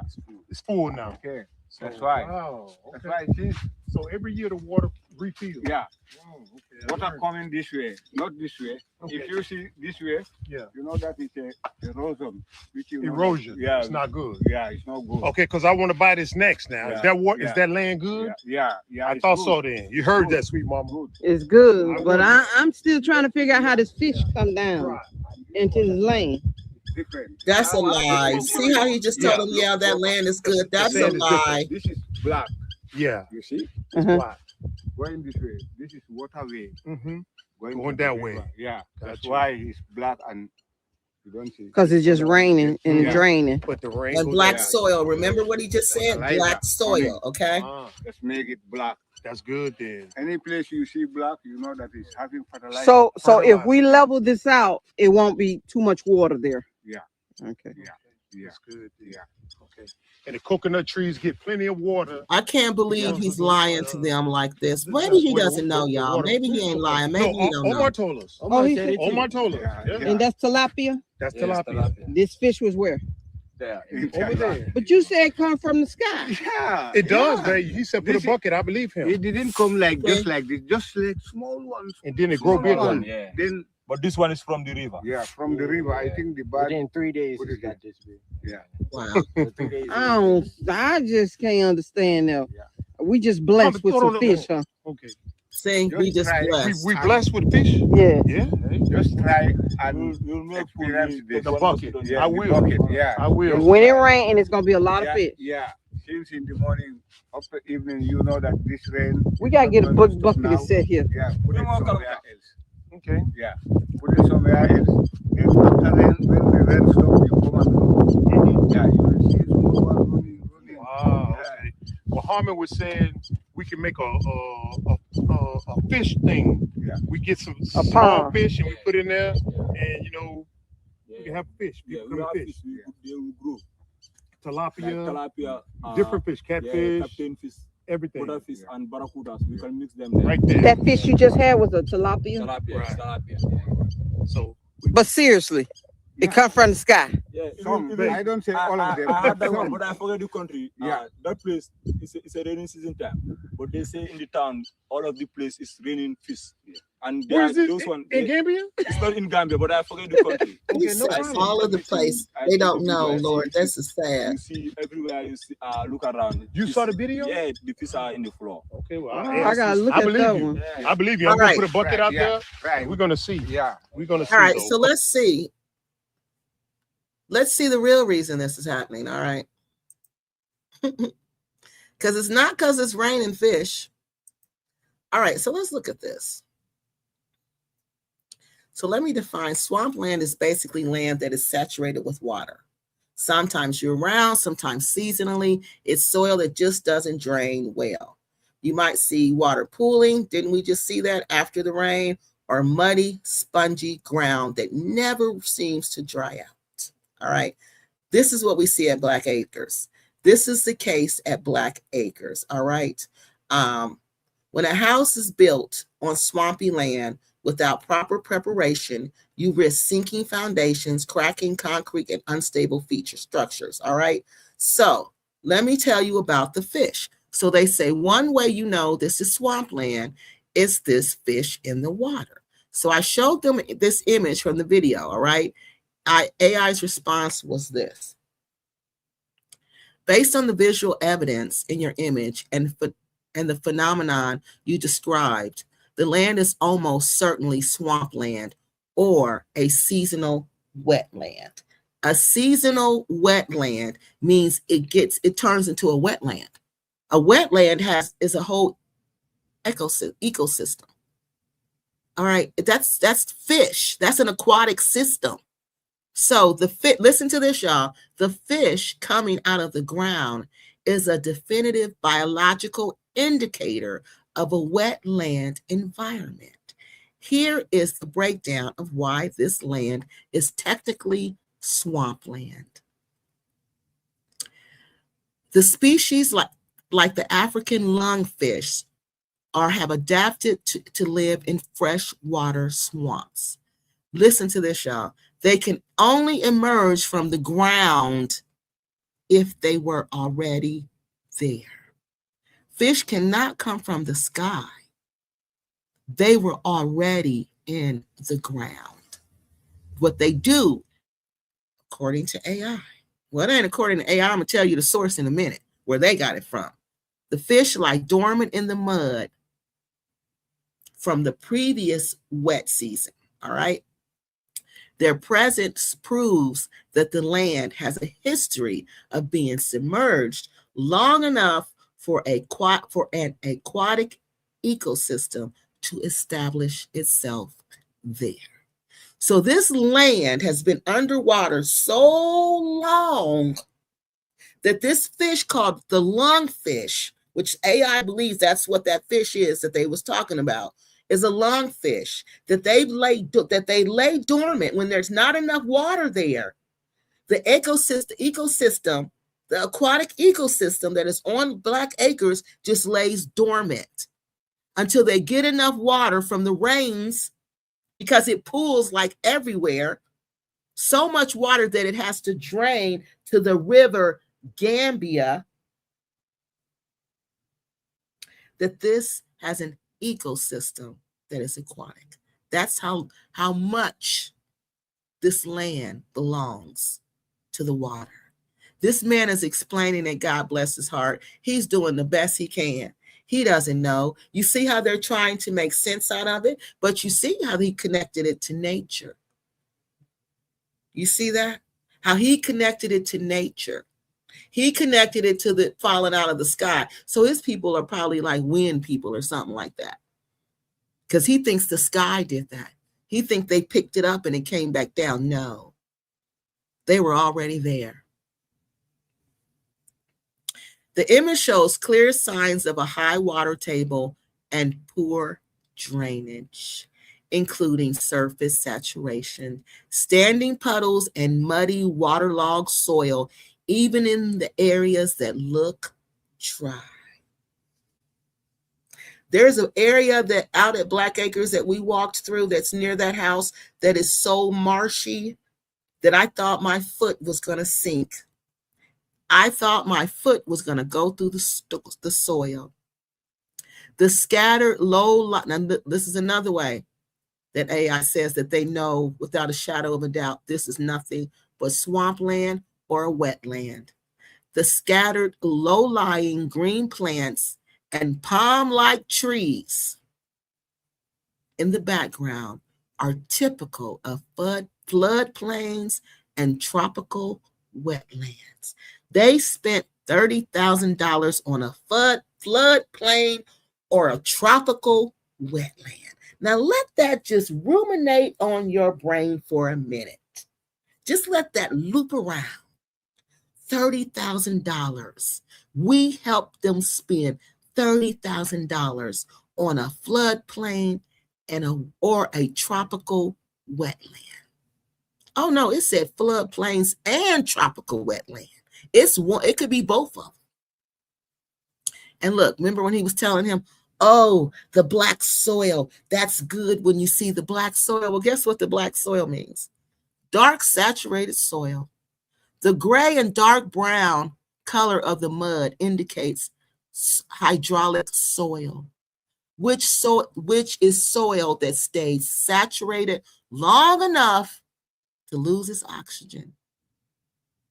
A key legal and scientific definition of a wetland, and that's according to the National Geographic Society. I ain't saying they lived in a wetland. AI did all the research for me and looked it up and said, National Geographic says this is a wetland, according to this image you just showed us. You don't play the spirit world. Nah, you don't play the spirit world. You get played. Why is it likely warning land? Okay, so they're saying this land is warning land. Swamp, oh, y'all listen to this part. Didn't nobody tell them this.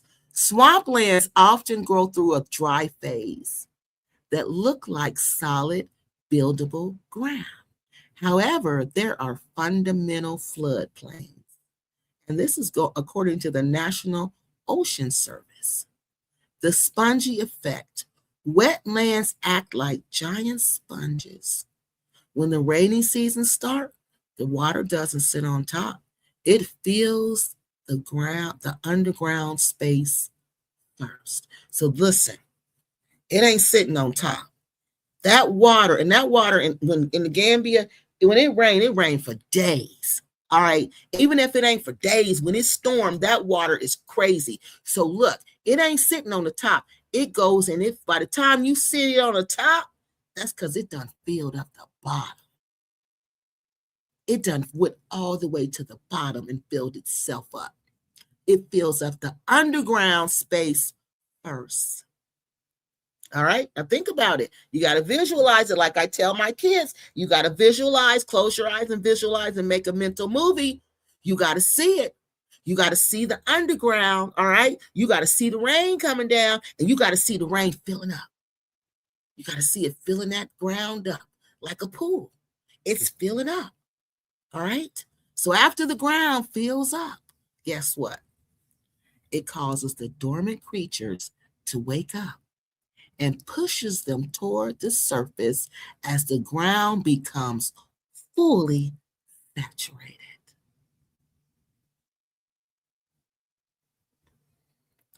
Do you know what that means? Did you see it? That means these fish, these aquatic creatures, these aquatic vegetation, these aquatic plants, these aquatic trees, they're all there, just waiting for Oshun to send the waters back, so they can come alive once again. Well, they're not dead. They're just sleeping. And Black Acres thought they had some land. They thought they were getting over on the Africans. They thought they were getting over on the Gambians. And they were being played all along because the Gambians know who that water belonged to. They know they have to go there and ask her for things. They know they have to honor that place. Building on this land is extremely difficult because the soil is unstable, often containing peat or muck, and it's naturally designed to collect water during storms. So no matter what they do, Black Acres of the Gambia, the land that they sit on, those 25, 26 acres, its nature, its purpose, its design, what it was made for is to collect water. To collect water. To do what? To feed its people. And Black Acres is playing a major role in not happening any longer. Because those people can't grow rice out there anymore. Those people can't fish there anymore. Those cows can't graze there anymore. They can't collect wood there anymore. They can't do anything there anymore except go work for Black Acres of the Gambia. That's all they can do. All right, now. So the bottom line, let me see what if that was all I had about the land. I think that was it. I want to make sure that was it. That's about the foundation. That's about the fence and the suckaway. Okay. So, yeah, that land is no good. That land is swampland. Unfortunately, Black Acres has been tricked. You know, Black Acres was the ones who were the fool. Yeah. So let me see. Let me come get your comments, and we're going to go look at this. We're going to look at the next issue, which was the foundation. Now, remember, this land is what, y'all? This land is swampland, all right? We've already established that with these fish coming out of the sky. Anybody, well, no, we didn't know. We didn't know where they was coming from.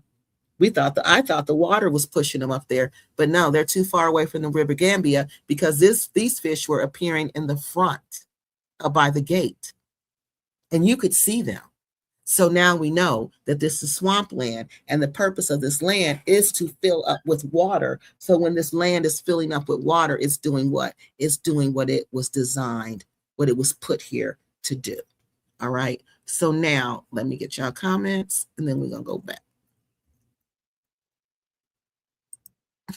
Stephanie says, Lord, have mercy. Rosie says, Kiki, why am I remembering your husband's good? God bless him. And you know, he asked me, like, what are you talking about tonight? And he says, I hope you not beating up on old Paul tonight.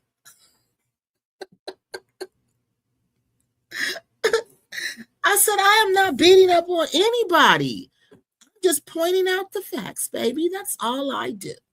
I just point out the obvious. They made too many promises. What is that? Leanne says, Leanne,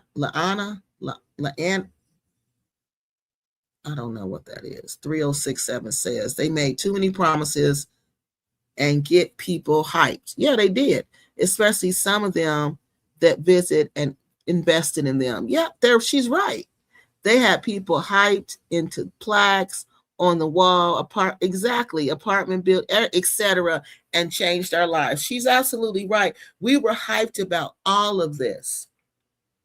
I was hyped about all of this. I know I was. And I never sent anybody any money to anybody on TV. And I was about to start sending the money. But that's how much I believed in it. You know, I believed in all of that.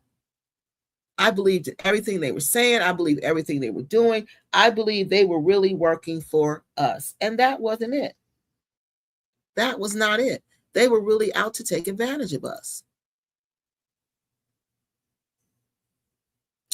Farming on a river, weirdos. They farming on a river, Rosie says, weirdos. They both are. But see, they don't understand.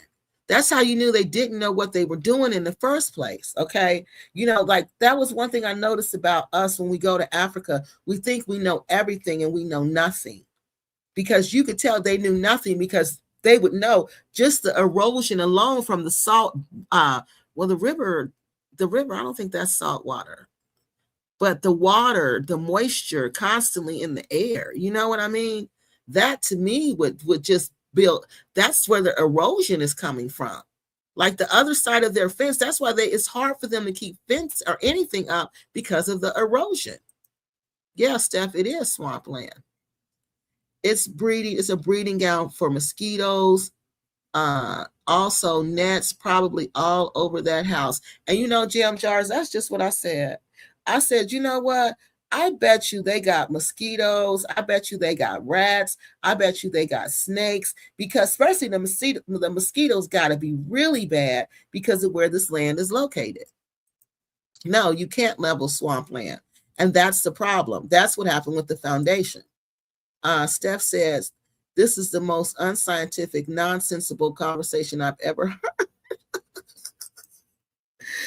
Exactly. It was crazy. And they were just making it make sense to themselves.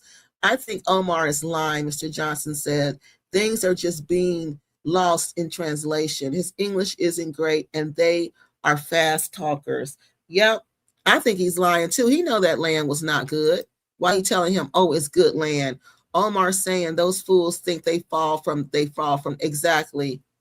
But Omar should know, even if he wasn't born then. I'm sure his grandparents tell him of a time when the land was underwater. You know how they do. Oh, I remember when that land was underwater and blah, blah, blah, blah, blah. You know, everybody, yes, please hit the like button. So the fish are not coming from the sky. Okay, no. They are coming from the ground. There is a aquatic ecosystem in that ground, and the evidence of that is not only the fish, it is also the plants. Exactly. Look, Omar scratching his head because he's trying to think of a lie. Fish on the ground, fish on the ground. Yep. Wetlands for sure. God bless us. Yeah, nostalgia. I think he was just saying something. Excellent explanation, Kiki. Plus, if you ever watched Animal Kingdom, you might know some of this. I used to watch Animal Kingdom when I was little. I love Animal Kingdom. Fish on the ground. That's funny. Yeah, but it's inside the ground. they could just move to Florida, Everglades, yeah, and build a house there. Jar says you can't level it. No, you can't. Wetlands and aquifers, yeah. So just keep that in mind. Oh my God, yes, this is worse than we thought. The entire country of the Gambia has a high water table. Weren't they known for growing rice? Yes. That land before they got there was known for growing rice. And I put that into AI and I said, because I talk to AI. And I said, AI, Black Acres of the Gambia, this land used to be village land. Like it was a land where people in the village would go there and fish and, grow rice there and hunt, and the animals would graze there. And AI was like, well, that's the perfect use of the land. That's perfectly good. That's what the land was made for. That's what's the purpose of the land. It was not made what Black Acres is using the land for. What did I tell you? My favorite person in the whole wide world says, God rest his soul, Miles Monroe. If you don't know the purpose of a noun, a person, place, or thing, then what? Abuse is inevitable. Black Acres has abused this land by putting this house, being selfish, keeping it to themselves, not sharing it, not making it a part of community, isolating the land from everyone. And they put a house on there. Was that land supposed to be built with a house? Was a house supposed to ever be on that land? No. Was anything that huge and humongous ever supposed to be on that land? No. No building was on that land, y'all. They didn't live on that land. There was rice grown on that land. That was the perfect use for that land. But what does Black Acres do? They refuse to grow rice on there. They refuse to grow. They refuse to use that land for what it was designed for, what it was made for. They refuse. They want to use that land and make it what they want it to be. And that's why Oshun has come to collect what belongs to her. That's what we were saying, plant rice. No, they don't want to plant rice. They used to. Oh, snakes are there too. You're right. Because where water is, there are snakes, honey. That's why this one house I used to live in, we had like a water, like a little, what is that? A little pond in the backyard. Honey, my grandson said there was a snake out there. I didn't believe him, right? I thought he was lying. I'm like, boy, get in this house. Shut up and get in the house. I don't think he just playing, acting silly. Do you know it was really a snake out there? The snake had come into the garage. I guess it was cold. First, we saw where it had shedded its skin. I said, oh my God, that's a snake skin. So it done shedded its skin. It done got bigger. Yes. The snake had got bigger. We ended up, killing it. But yeah, where there's waters, there's snakes and there's mice. Yep, snakes and other aquatic creatures come up out of the ground too. And she's not lying. So it's a mess out there. Creatures being forced to the surface. Yep. Well, that's where they lived. So they're happy to get up there. They're happy to get up there again. Yeah, the Mosquitoville. Yeah, that's what it is. I bet it's horrible there. Peat moss growing in their house. Probably a house full of, because the dogs in there. I think their house smells bad too. Because something else she said she had in the house. I said, oh, I bet your house stink. Them plants, I think, and she was putting manure on them. And I'm like, oh yeah, that house stinks. Why didn't they hire an actual professional to advise them? Because that's what AI said. If you want to live on this type of land, you got to have a professional architect. They said I can tell instantly by these pictures. These people were not professionals. Black Acres wanted to save money. They wanted to save money. It was all about saving money to them. They didn't hire anybody. I think Solomon was, the most professional they had, but that didn't, from that, I don't know how, I'm just not going to comment on Solomon because I don't know about that, but I know they do not use professional people. They don't want to pay that price. Maybe this is why, It's just sitting there. The folks who sold, maybe this is why it was just sitting there. The folks who sold them knew. Oh, no, people were living on that land. Not living, they were working that land. And the people who sold it to them wasn't supposed to sell it to them in the first place, right? They were fishing, they were hunting, they were growing rice on that land. They would grow the rice, sell a little bit, and eat some. So no, that land was in use. One of the family members sold the land who wasn't supposed to sell the land. Mr. Johnson says that even that won't grow for rice, and even that won't grow forever with that high salt content in the ground and the water. They were the professionals, remember, charging people fees to ask them questions. They sure were. They was better off in the rented mansion. Yes, they were, Angela.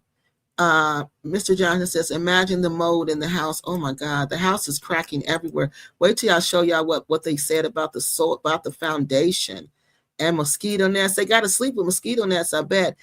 Did they show the house? All she showed, Angela, to us, I don't know if I think somebody said they had to pay $20 to see it on Patreon, but after we did our first video about them, she did a video in their bedroom where she showed us the top of the ceiling, but we didn't see anything else. We had they had a money making scheme. Yes, they did. Salty, hot, swampy water. They need a house on stilts. Yep, TNK, that's what he said. That's what the Mr. AI said. That house has to be built on something. It cannot be flat on the ground like it is. It cannot. And that's where, so why didn't professionals know that? Leanne says, thank you, Kiki. You educate and speak the truth to help others like us to do better. True knowledge and information so that we don't be taken in Africa or anywhere else. Thank you. Because that's the point of this. It ain't about them ads. It ain't about the money I collect on here. No, it's not about none of that. No, I told you when I do these stories, I have to really get to know these people. Like you have to get in these people's head and think like them. And I don't want people to wind up like all these ladies that I've read about and these men that I've did stories about. You know, I don't want people like that. I don't want people to be like the people I met in Ghana when I was doing the story about Daniel, the Lion King of Ghana. I don't want that to happen to people. That's why I can't stand Kenza.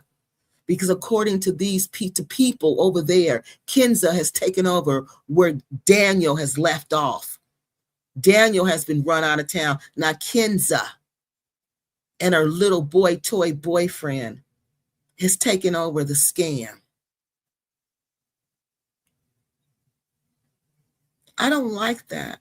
When I talk to these people, I remember one of the men that I talked to from the Ghana show with the people who were scammed.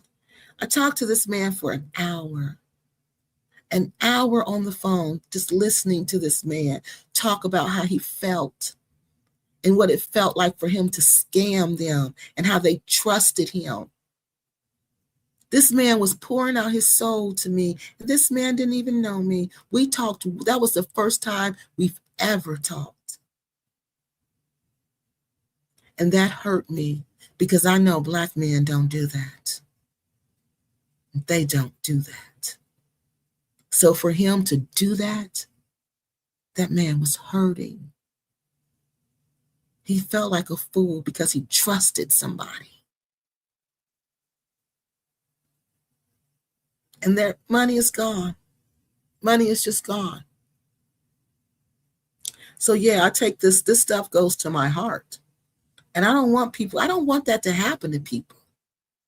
I don't want people to wind up like Anja. I don't want nothing to happen to Black Acres. That's why I talk about them like this, because I want them to see you playing a deadly game, a deadly and dangerous game. You don't go to Africa playing these type of games.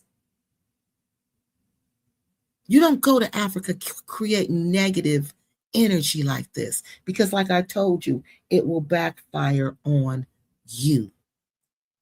So yeah, that's why I do these shows. What does that say? Stilts, drawbridge, and emote. You silly, you silly jam jars. Oh my gosh, she says stilts, drawbridge, and emote. I don't think Omar was lying. Just to be clear, just his English is limited and trying to explain. Oh, so you think he just couldn't find the words? Okay, thank you, Dr. Johnson. That was community land. Yes, it was.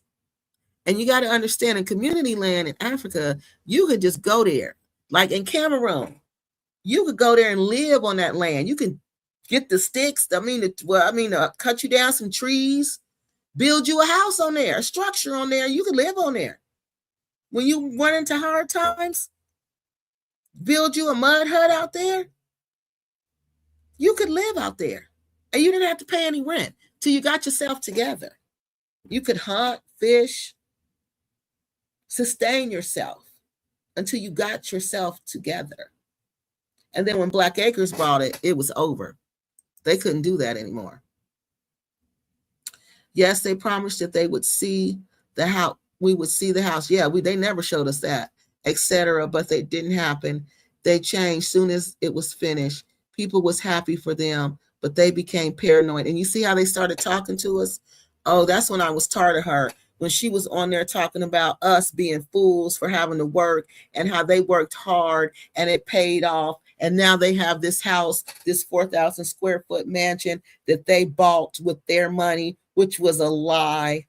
They had no money, and they still have no money except for somebody who's getting an SSI or an SSD check. $20 to see the house. No way. Yeah, that's what I heard.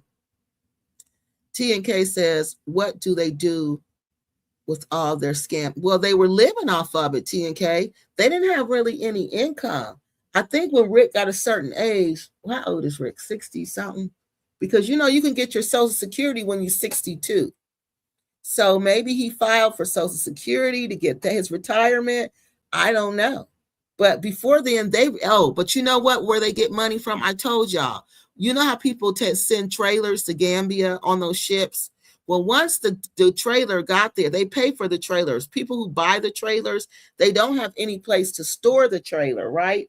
So Black Acre has opened up Black Acres of the Gambia to these people, and they can store their trailers out there, but it is not for free. They pay them. So when you see all those trailers out there, those are people paying them to keep their trailer out there, okay? So that's one way they have a steady income, because I can tell they have some type of income steadily coming in that they didn't have before. Just wasting it on land, trying to plant, losing crops. Yes. And before that, they were wasting all this money on, they would go out and eat all the time. They would go to Solomon's and other expensive places all the time and eat. Going out to eat in Gambia, especially the places they go, are extremely expensive. The book talks about building on solid rock as opposed to building on sinking land. And that's how they knew. You should have known that. Steph said, yes, the supporters' dollars for their use supporters' dollars for their entertainment. They did. They sure did. All right, now let me show you this one. So we're going to stop this one, and then we're going to look at this one. This is about the foundation. All right. The foundation has plagued Black Acres for a long time. I don't know. Like I said, I'm not sure about Solomon, okay? Because I don't know about Solomon, because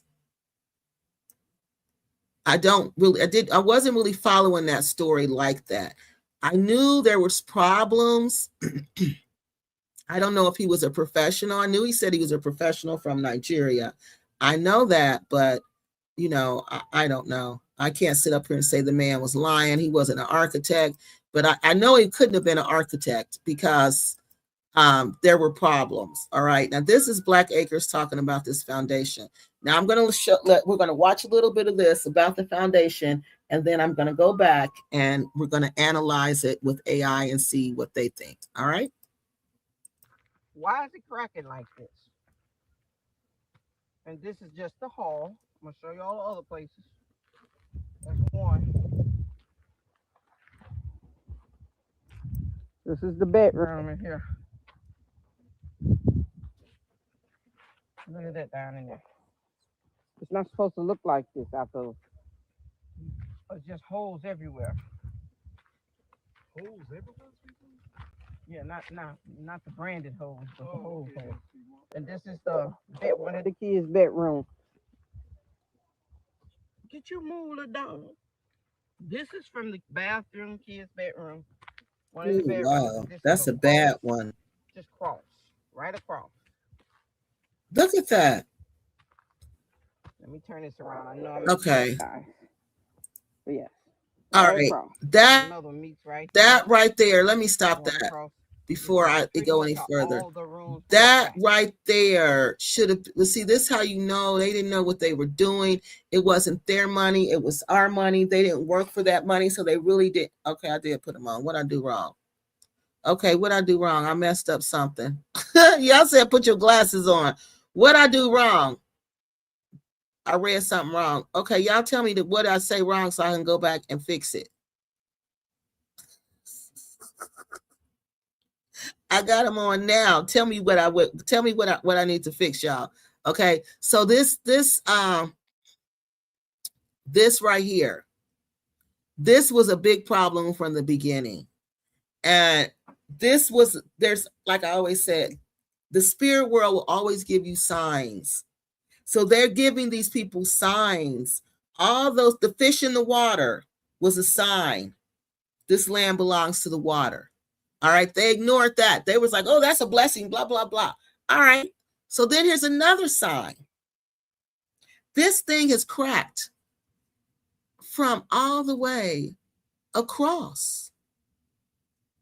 That's unbelievable, y'all. And these ain't no little bitty cracks. These are like fractures. Look. Oh, I'm gonna show you all the other places. Look. That's one. And it's more than one.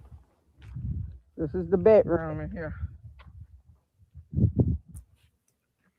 Look at that down in there. It's not supposed to look like this after. It's just holes everywhere. Holes everywhere? Yeah, not the branded holes, but the holes. And this is the bed, one of the kids' bedroom. Get your moolah dog. This is from the bathroom, kids' bedroom. One of the bedrooms, and this is a cross, just cross, right across. Look. Let me turn this around. I know I'm messing up, guys. But yes, right across. There go another one meets right here. This is across. terrible. Pretty much how all the rooms. And look how it's not only is it cracking, it's like crumbling. You see that? It's crumbling and cracking. They built their house on top of this. Who does that? Because they didn't want to do it over. Mr. Johnson, correct me if I'm wrong, okay? Because I know you know.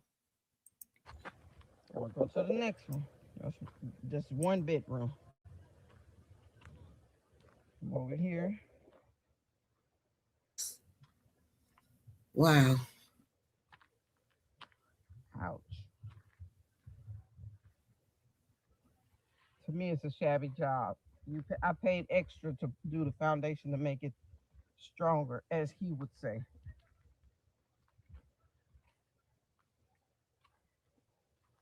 There's 2 spots so far. We go to the other one right here, and this is the kitchen. This is from this side. We're going across. Wow. All the way across. And that's another one that's going all the way across. So that's 2, 3. Look how big this one is. Cracks. Wow. Be looking like this. Ooh. All that is gone right there. It's not one in this. The kitchen is more than one. And they branch off like This is all tributaries. in the kitchen. This right here is in the living room. All right. This, let me stop it right here. Look at that. Right across, guys. It's in the corner of the living room, I believe, right? Wow. This is another one from the hall. Oh my God. Everywhere you look, there's cracks going down right across from each other. From one side to the other side. Here's the next one right here. It's from the kitchen again. All that right there. See all that? Look at that. Why would you build on that? That one right there. I mean, why would you continue to build on this? Many. And there's another one. This is the part of the living Look at room that. on this side. There's a hole there. And the cracks are Oh my all the way God. down. Starting from the beginning of the kitchen. That's like a all the way to the hole. living room. No, that's it shifting. That's from the ground, the water underneath there. Yep. Look at that one. Here's the other part. I'm in the, I don't know what this one is, the living room. Dining room, living room. It's just all over the place. Wow. If you spray water, it probably break apart. Put water on it, probably just come on apart. Look at that. She said if you spray water on it, it'll probably crumble. Look at that. And I'm over here at the end of the kitchen now. There's at least about 10 to 20 cracks everywhere. She says she's at the end of the kitchen and she sees about 10 to 20 cracks everywhere. Remember what happened in the kitchen? That's where the wall fell down. Remember the wall cracked in the kitchen? It was a vertical crack in the wall, just like the crack in the foundation. And that wall fell down. That's why his ass got showed the gates. So I don't feel bad that you got rid of him because, I mean, he could have fixed this though, if he really wanted to stay. He probably would have made it worse though. Yeah. So you Now, got for the money when I gave him that list, saying your work is unacceptable. exactly. You just trying to get paid as much as you can. Right. True. Wow. That. Now we are in the master closet, bedroom closet. Look at this. This is not supposed to look like this. None of that's supposed to look like that. Do we see any stilts? No. Any stilts? No. It's directly on the ground. Wait. You do. I ain't never seen them sitting on the patio. Have y'all? I don't know. Did they even build the patio? I think somebody got something for him, but I have nothing for him. Now, what did you say again? Where we're gonna put what? Oh, the soak away. It Back should there be back there somewhere, somewhere. Ain't it? I don't want it so close to the house. Okay. I think right there. Because that's big over here. I mean, it could be over here too, can't it? What's his name? Should know then. Wow, they said these trees are water February, trees. March, April, May, June. We got 4 months before rainy season. Yeah, what you gonna do, Rick? It's getting kind of hectic. All right, now let me show you the picture that I put into AI. And I said, analyze this picture for me and tell me any red flags that you see. Okay. So let me put it where I stopped it so y'all can see it. All right. It was more of the corner shot. Let me go back a little bit. It was the one where this right here. All right, y'all see that big old crack right there, right? All right, so I took a screenshot and I said, I want you to tell me about what you see in this image. Well, Mr. AI says, based on the image provided, there is a visible horizontal crack running across this concrete foundation. This type of crack is a significant indicator of structural stress, particularly given that the context that the home was built on swampland. And that's from the Greenhouse Solutions. Understanding the crack. This is what they want us to understand. A horizontal crack typically signals that the foundation the foundation wall is under intense lateral sideways pressure from the outside soil or water. All right, so listen. When you see a horizontal crack, they're saying that horizontal crack in the foundation wall means that the wall is under intense lateral, which is sideways pressure from the outside soil or outside water. Unlike vertical cracks, which is often caused by a minor settling, horizontal lines are widely considered one of the most serious types of foundation issues. The swampland factor, all right? Building on a swampy or saturated soil often leads to high water pressure. When the ground becomes heavy with water, it pushes inward against the foundation wall. All right, so think about that. When the water gets high, it's going to push in towards the foundation wall. So when it rains and the water becomes, or what does it do? It fills up from the bottom up. So it's going to push on that foundation wall, the whole wall, because it fills what up. Oh, y'all should see how foggy it is outside. Okay, where was I? The swamp. Okay. When the ground becomes heavy with water, it pushes inward against the foundation walls. Over time, this pressure can cause the wall to bow, buckle, or eventually collapse if not addressed. And what happened to Blackacre's wall in the kitchen? It did what? It collapsed. It bowed, buckled, and collapsed. Swampland often consists of poorly compacted or organic rich soil that may shift, shrink, or expand dramatically with moisture changes. This unstable base can lead to uneven support for the heavy structure above. And that's again according to the Oshun Foundation, and they do repairs on structures. All right, so they're saying that right there is a bad sign. The potential risk and warnings: if the crack is left unmonitored or unrepaired, it may lead to, we know what it led to, the wall cracked. Water infiltration. They're saying water can come in. Even if it is currently dry, horizontal cracks are common entry points for ground water.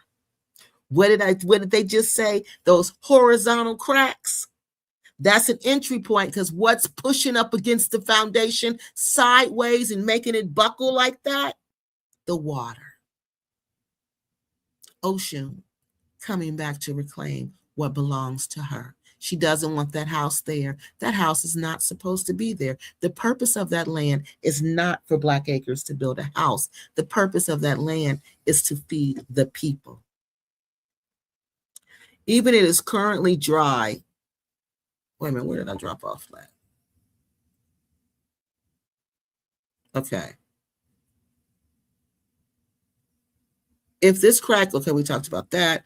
Even if it is currently dry, horizontal cracks are common entry points for groundwater, which can lead to mold and further deterioration. We know that. A continuous horizontal crack across the wall suggests the wall is losing its ability to hold back the weight of the exterior soil. So that's what happened to the wall in the kitchen. You should also check for, okay, so it's telling them what else to check for. We don't know if they checked for it or not. It ain't our house. All right, it's telling them they need to call a structural engineer. All right, so then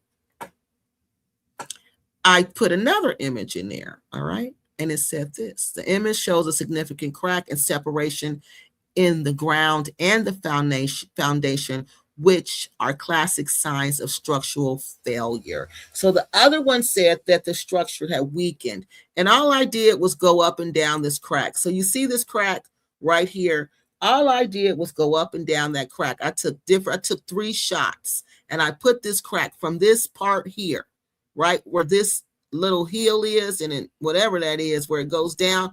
All right, that part right there is where they're focusing now. And this is what he's saying about that little part right there, which I knew that was important because look, it's not only cracked here, it's cracked here, and it's cracked here. All right, so I'm like, let me send them that shot and see what they say about that. So let me tell you what they said about that. All right, it says that image shows that the classic signs of structural failure. That means that this structure, this foundation has failed, y'all. This foundation has failed. Structural failure caused by building on unstable swampland.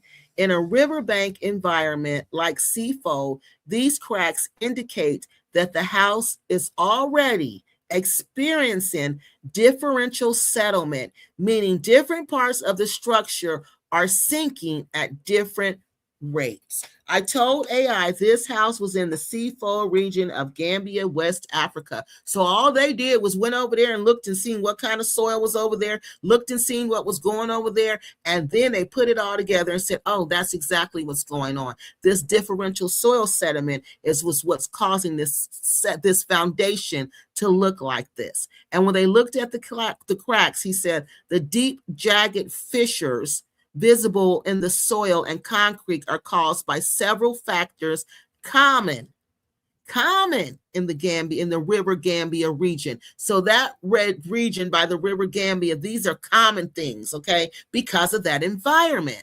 Swampland contains organic soil that compresses under the heavy weight of concrete foundation. So it's going to compress when you put a concrete foundation on it.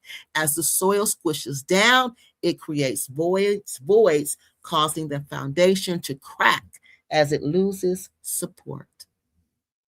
When heavy rain saturates soils, dry soil and water can break the bonds between the soil particles, causing the ground to rapidly settle collapse.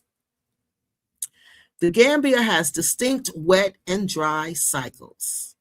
Clay-heavy swamp soils expand when wet and shrink when dry, creating consistent pressure that pulls foundations apart. And they're blaming this all on Solomon.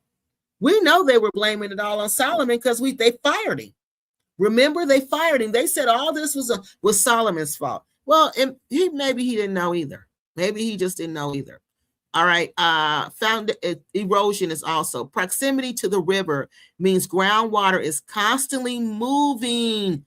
Groundwater is underneath that house. Groundwater is constantly moving, so it's shifting that foundation. This water can wash away fine soil particles from beneath the foundation, creating hidden tunnels or holes that eventually lead to surface cracks. And guess what else they're saying is going to happen? To collapse.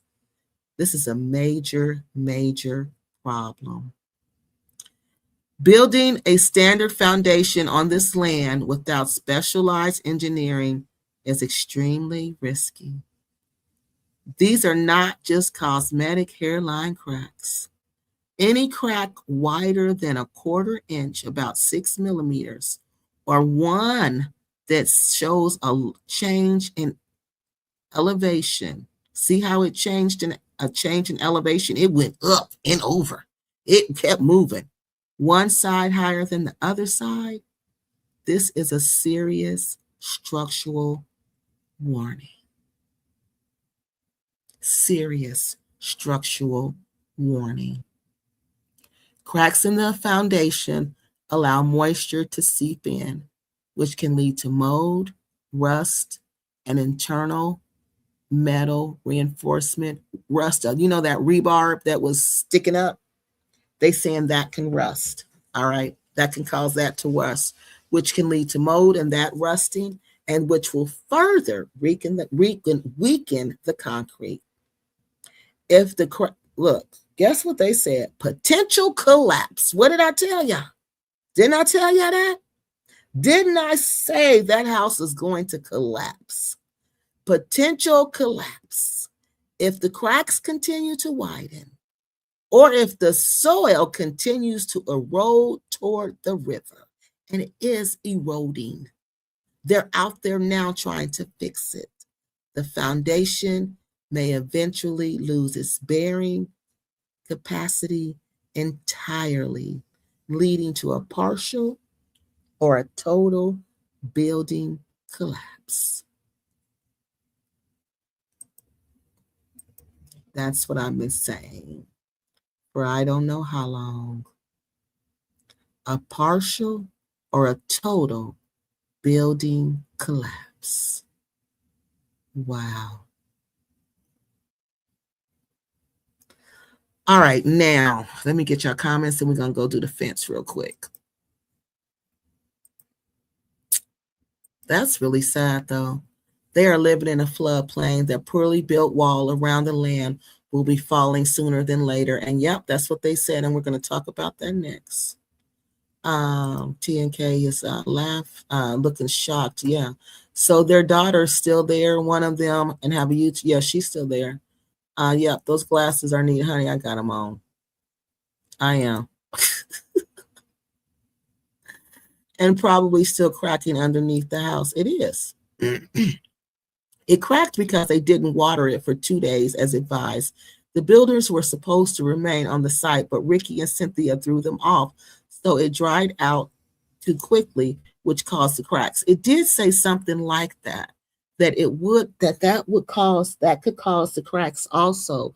But I think what they were saying, because of the wideness of some of the cracks, how wide they were and how they were elevated, that was more than just not watering it. And also another problem is that they believe that the foundation, just from the images, they could tell that it wasn't laid all at one time. Like when you lay a foundation, you should lay it all at one time instead of laying a little bit, then it dries, then you lay another one, or you lay a little bit, then you come back and dry a little bit. And no, they said they could tell it did that from the images also. Steph says, it's not that serious, Kiki. We understand that you are trying to read. Yeah, but the thing that messes me up, y'all, said I'll be trying to read and trying to talk at the same time.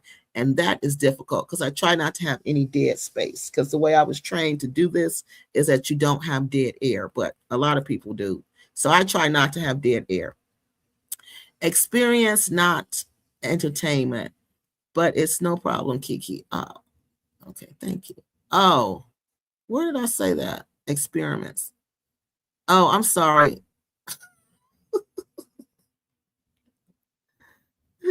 Okay, I'm sorry, y'all. But they find Solomon. Yeah, but y'all knew what I meant. Okay, Mr. Johnson says, but they fired Solomon before allowing him to water down the foundation to keep it from cracking. They just didn't want to pay him. Look, cracks. It was cracks everywhere, and it was crumbling. Solomon probably tried to tell them that they weren't Solomon probably tried to tell them, and they weren't hearing him. They probably were. Okay. Oh, cheap concrete. That probably has something to do with it too. Mr. Johnson, exactly what I said along crack karma. Yep. Y'all silly. I would be so afraid the house would be swallowed into the huge sinkhole. Yep. That was the era. That was their era, not Solomon's. They fired him. But AI doesn't even think that alone was the issue. It really thinks that the watering did also play the issue, that it was poured at different times play the issue, and simply that the ground is not stable, and that there's groundwater underneath it that is shifting this soil, this foundation, because it was built on swampland, and you can't lay a concrete foundation directly on the swampland. You have to build it on stilts. You have to build, and you have to have a professional architect. And he felt like they didn't have any of that. Tear up and rebuild. Foundation is cracking. Yes. They showed him to the gate too early. Yep. Exactly. I thought, look at how they tried to frame it on him. No, it was more than just that. It was that area. Oh, I guess he didn't get his bag full. No, he didn't. This is a crack house. Is that the juju again? Backfiring, or should I say crack firing? That's the juju again, backfiring, or we should say crack firing. That is one more sign that Oshun is not pleased with Black Acres of the Gambia. The whole dang on foundation cracked up. And so she's telling them, you continue to build this house here if you want to. I guarantee you it will not last. Hey there, Lynette. She says, I am Aretha. I just saw your name, Miss Aretha. All I saw was the Lynette, honey. Okay, Miss Aretha says, remember in the video they did a while back, Rick told everyone to stop giving him advice. They are there to learn, and if they mess up, they mess up. Sure do. Even if they were told, they would have done it anyway. They sure would, and they were. She's right. Even if you would have, but they were told. We were telling them it was swampland. We were telling them what to do. They didn't care. All concrete will crack if you don't cure it properly and keep it moist. Yep, they did say that. Juju crack karma. Yeah, are silly. It's too moist underneath already. Exactly. Hey, chosen one, she says, Rick and Cynthia are very rebellious, which aligns with Samuel 15:23. For rebellion is as a sin of witchcraft, see, and stubbornness is as iniquity to idolatry, because thou hast rejected the word of the Lord. Yep. Rick and Cynthia are dense like lead and cracked just like their foundation. Yep. All right, so let me show y'all. Yeah, we're analyzing the whole thing, because I'm telling y'all, they just messed themselves up. So the fence. That's another big problem they had, was this fence. Let me stop sharing that one, and I'm going to show y'all this one. And y'all know the fence isn't working, right? Y'all know the fence is about to fall down again. Okay, let me show y'all. Hold on. Go over here. We're going to look at this real quick. So they've had to fix this fence. I don't know how many times, y'all. Every time you turn around, there's a problem with this fence. So let's watch this a little bit. And then I'm going to tell you what AI said. Now, while we're looking at this, I want y'all to remember, pay attention to what you're seeing. Out here at Black Acres of the Gambia. Look at the plants. What did I tell you about the soil? What did I tell you about them giving? What did I tell you about Oshun giving to them?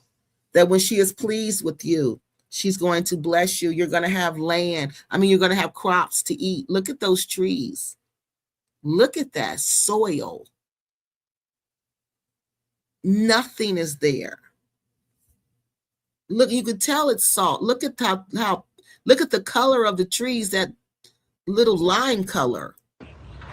And we couldn't figure out why he wanted to stop and eat lunch or dinner while everybody was waiting on him. If you understand what I'm saying, instead of... So these are the new people, okay, that's out here building this fence, fixing this fence. What I think Rick is trying to do in a minute, I think he's going to let this man, he's going to do true Rick fashion. He's going to let this man build this fence till it's almost done, and then he's going to fire him. But let me quit talking, because we got to be off here in 3 hours. So hold on, and we almost there. Driving a truck to the final destination and unloaded there, he could have ate then. Okay, so no, he chose to eat up front and make everybody wait. So he basically complaining about the people building the 1,000 blocks. All right, these are the blocks to build the fence. Some of them were crunched up, but it's okay. So that means that the blocks ain't no good.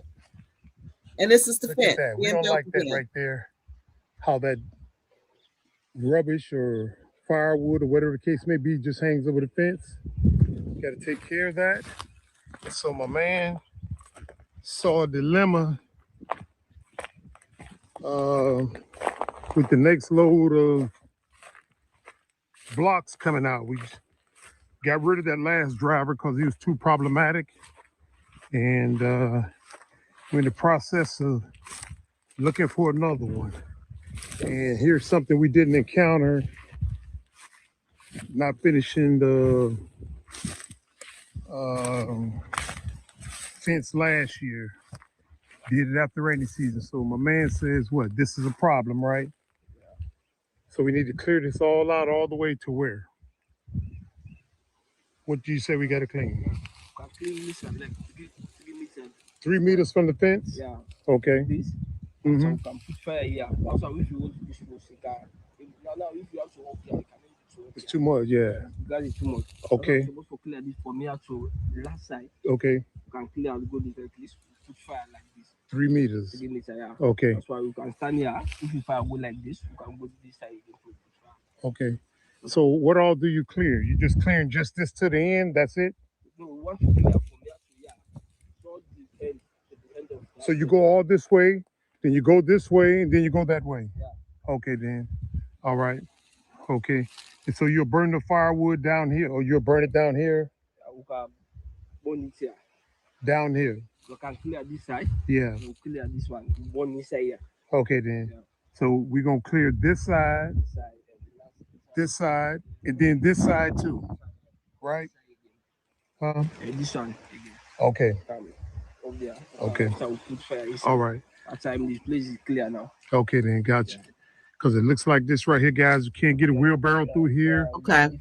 Yeah, you So can't let get me a vehicle stop this. through here either. So, So let's give y'all an idea of what we're talking. Look at this. This is what I'm telling y'all. It's evident everywhere. Evident everywhere. So let's look at I took a picture of the fence and I put it in, and this is what they said. Building a permanent fence on swampland in a riverbank village like Sifo, Gambia presents significant engineering and environmental challenges based on the visual evidence and the regional context. The primary issues still stem from soil instability, constant moisture, and riverbank erosion, which is what we've been saying. And what they said about the fence. The image shows a standard masonry block and mortar fence. Let me get the fence up here so y'all can see it. So basically, the first thing he sees wrong is that they just got a basic old fence. And AI is like, with this type of wall, with this type of environment, you can't just have this type of fence. You see the fence over there?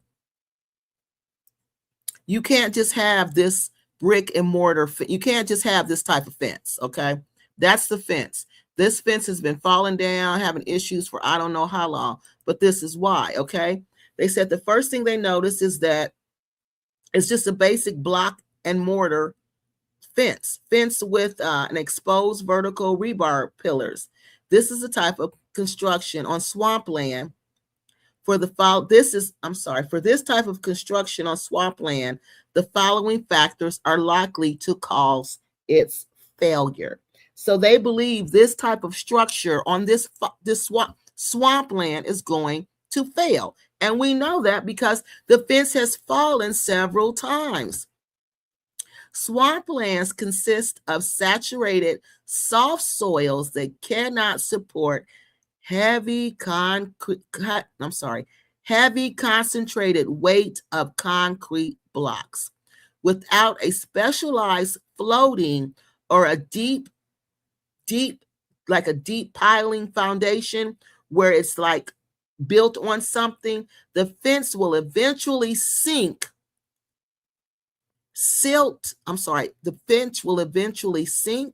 tilt, or crack as the soil shifts underneath it.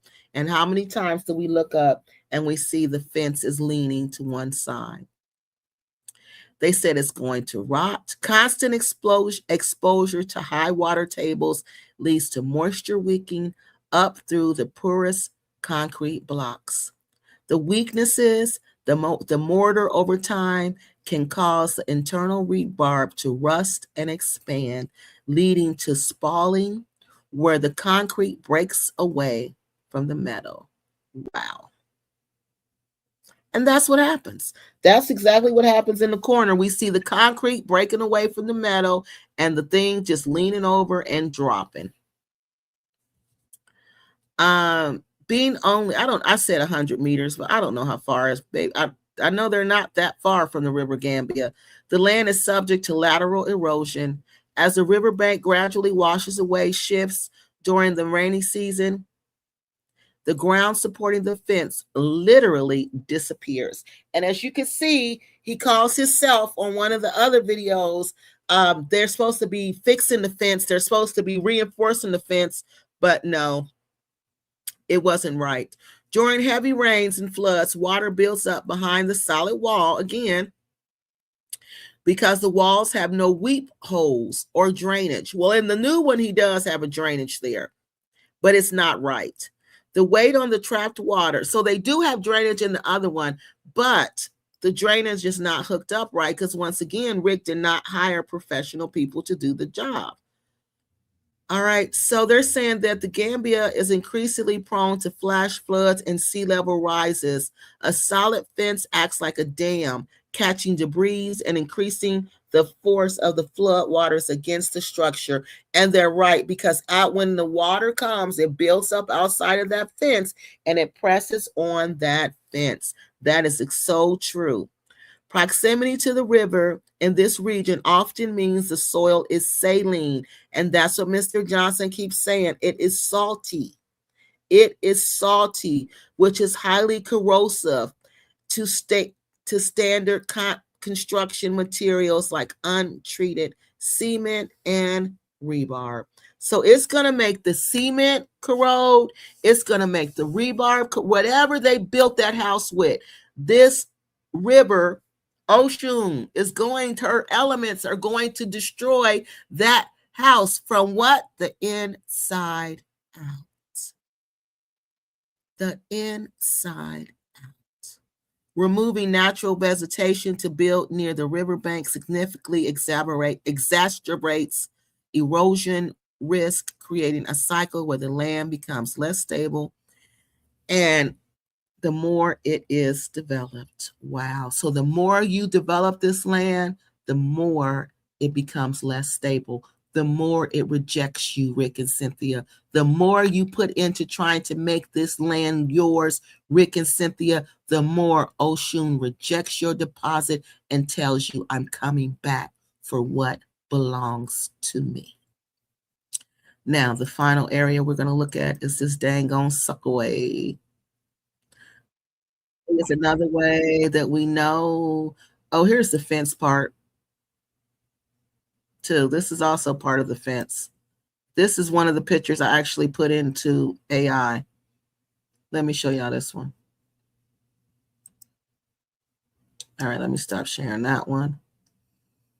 All right, let me get this one up here because we got to hurry up.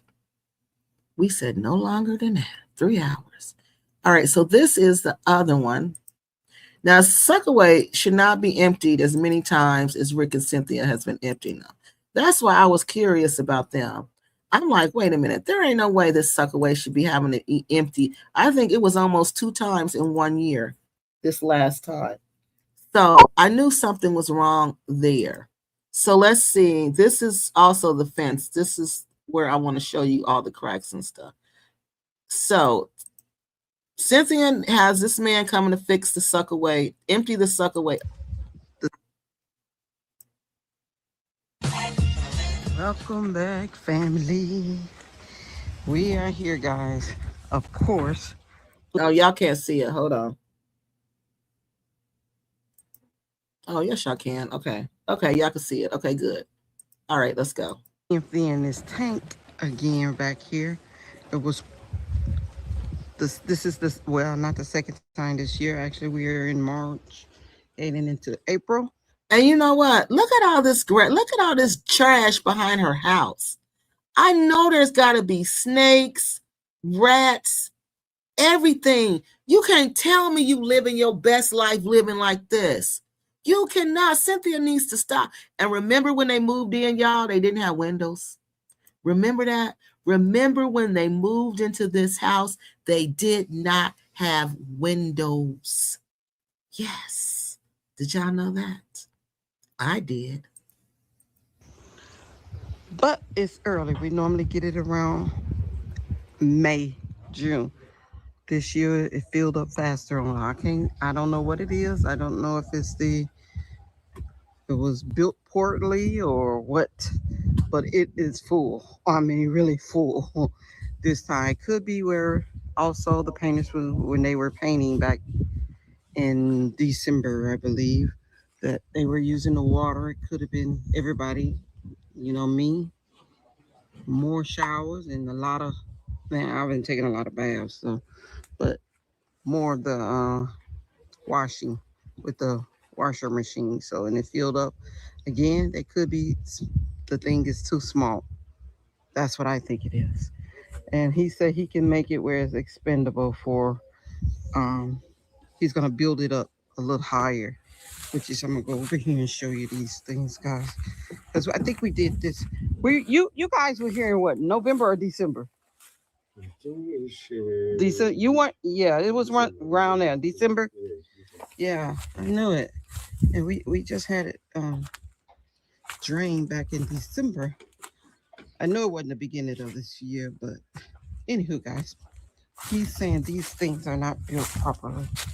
The way the guy has it going down, there's a pipe in there, and it's up, and it just runs. And all I saw was earlier when I was doing laundry, and I saw water coming from under there. I'm thinking something had busted.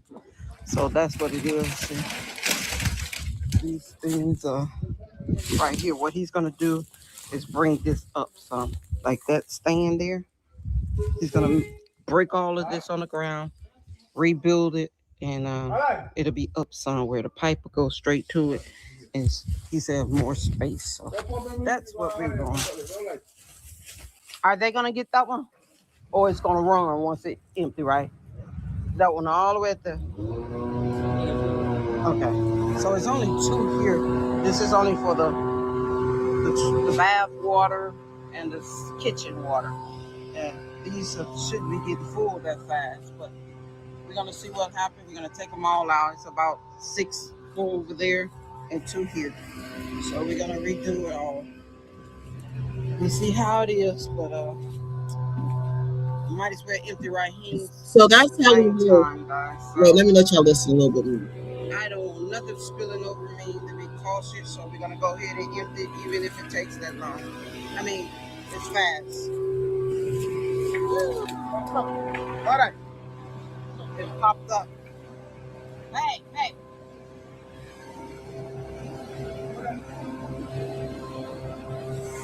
It popped off. It popped off.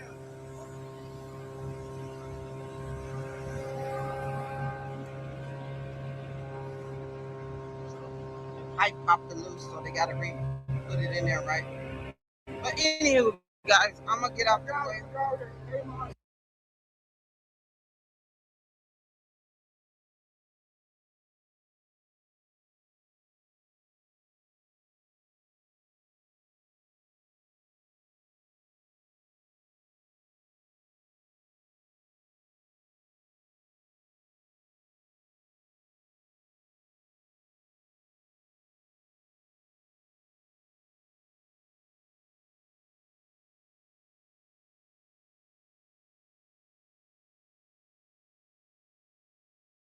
Wire. This is where the water is supposed to go out. You can see how the soil erosion happened out there. And we're supposed to cement this off here too. Finish that right there.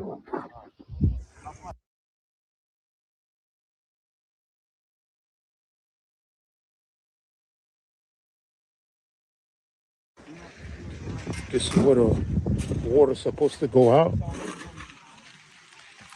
you can see how the soil erosion happened out there.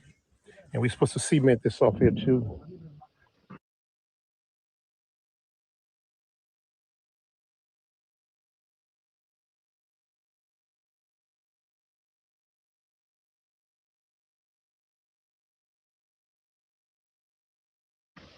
I'll finish that right there. So let's see how it turned out. Hey James, how are you? Hey, Daddy, I'm okay. Everything's okay? Yeah, man, Daddy. All right. How's morning? It's okay. It's okay.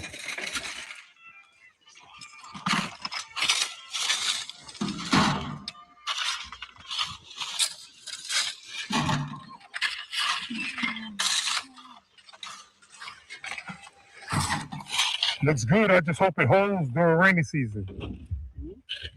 I said looks good. I just hope it holds during rainy season. The rain season time, when the rain come, when water come, they will flow down outside. Where you put the pipes? Yeah, after we'll come and put the pipe, we go put it in. Okay, then. You lay wire too? Yeah, we'll put it. The wire? Yeah. Okay.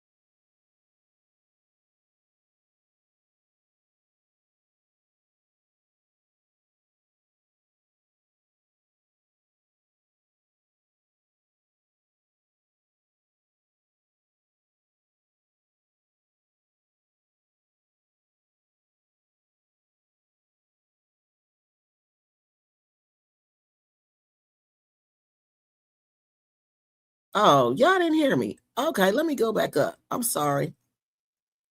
Hold on, this is important. Let me go back up here and tell y'all what I just read. So this right here is what I want to show y'all, okay? So I went back in and I took this picture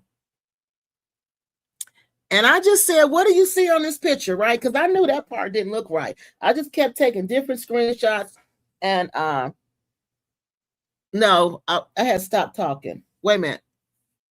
Can you hear me now? Hold on, let me go back and make sure y'all can hear me. It shouldn't have paused. Hold on. No, the clock is still, no, it still ain't. Hold on, let me put this up here. No, it's not paused. I had accidentally hit the button. But let me hurry up. Oh God, 10 minutes. I got 10 minutes, y'all. Okay, so let me tell y'all what happened.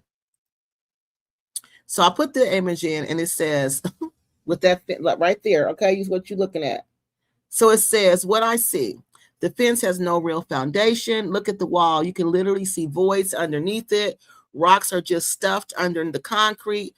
Parts of the base are hanging in the air. That means the fence is not properly supported. The fence, a real fence should sit on continuous footing. A concrete base be anchored below ground level. Active soil erosion. Now, this is what you're looking at right now. The red soil area looks loose, dry, and unpacked. No grass, no compaction, no drainage control. You can see washout patterns and uneven surfaces. That means when it rains, water will wash soil away.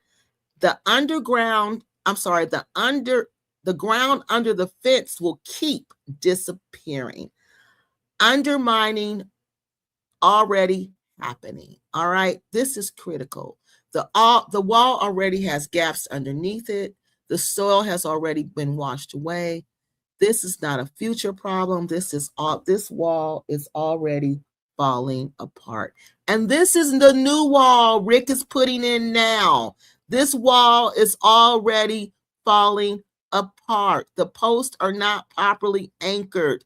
The vertical columns look like they are just set into a shallow ground. No visible deep footing at the base, widening. In wet, loose soil, posts need deep embedment. Concrete footing below the erosion level. No drainage system. I don't see trenches, channels, slope control, so water will flow freely across the site, erode soil around the fence, and continue undermining everything. The red stuff is not enough. If the red layer is meant to stop erosion, it is not doing the job, because effective erosion control requires compacted layers, gravel or stone, fabric, some kind of geofabric, and proper grading, sloping the water away.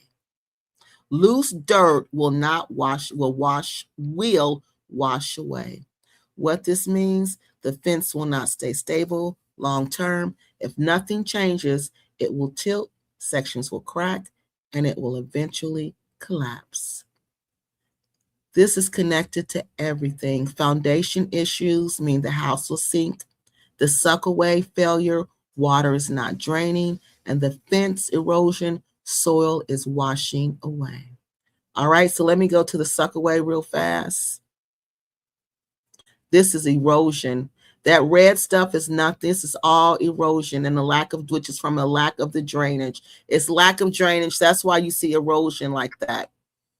All right, Black Acres has a real bad problem with erosion. All right, so let's go to the suckaways. Now, let me get over here to this video so I can show y'all on the video. So after that, Rick leaves the wall. This is supposed to be the drainage part. But as you see, it's not connected to anything, okay? Rick thinks this is going to be enough, but it is not. It's just stuck in the wall. There's no system leading it's not like hose behind it, leading water out. There's nothing. Check, see how things pan out and stuff. So anyway, you got the pipes extending out like that where the water can flow out. And this is what it looks like once it's complete. Now again, we do have some concrete blocks here, and from what I see there, we got some metal rods to strengthen it. Let's see how this goes.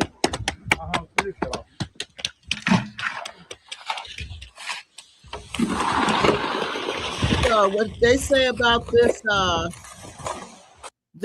what they're doing now is a temporary fix. Rick loved temporary fixes, though.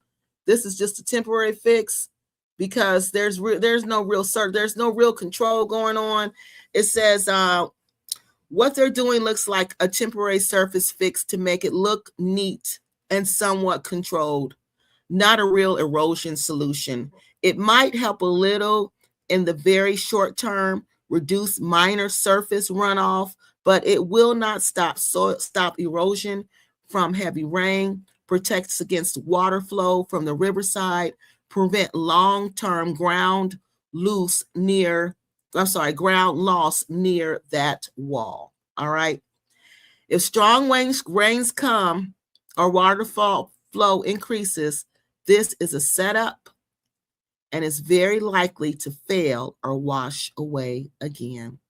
The biggest red flag is how close the land is to the river and how unprotected the outside edges are. Remember, we saw the outside edges of that wall and how Rick was like, I got to go talk to them about that.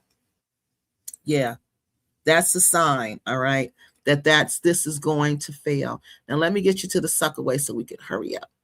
All right, so after that, Rick goes down here because they got two big major projects. That's how you know they got money. They got a little bit of change. All right, so that's the fence. See, that's them doing the cement, which AI said that layer is too thin for anything. It ain't gonna do nothing. So he's saying this is just patching up. You know, this is them pretending like this is going to work. But as soon as those rains hit, this fence is going to fall back down. Look at it.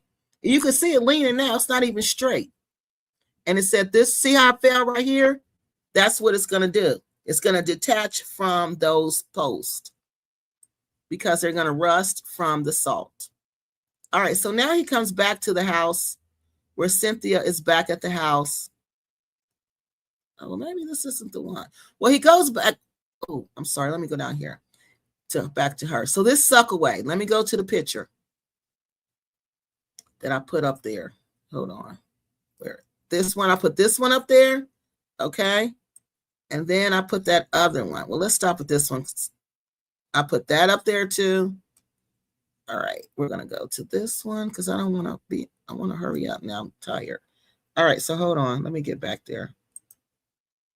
So I put that one in, and there was another one, a couple other ones I put in. And I asked him what was going on with this suckaway. So based on the construction shown in the image, there are several technical reasons why the suckaway might be failing and require frequent emptying. High water table. The most common reason the suckaway to fill up rapidly is coastal or low-lying regions like the Gambia is high groundwater table. That's what we said. If the tank is deeper than the surrounding water level, groundwater will seep in through the unplastered block walls on the floor. During the rainy season, if the water table rises above the tank's outlet level, the suckaway will backfill into the septic tank, eventually making the storage pit that holds water, making it a storage pit that holds water rather than draining it. Soil saturation and poor soil saturation. The ground around the tank acts as a filter. If it is already saturated or has low porous like high clay level, like clay heavy soil, it can't absorb the water, the waste water. So it's not even absorbing the waste water.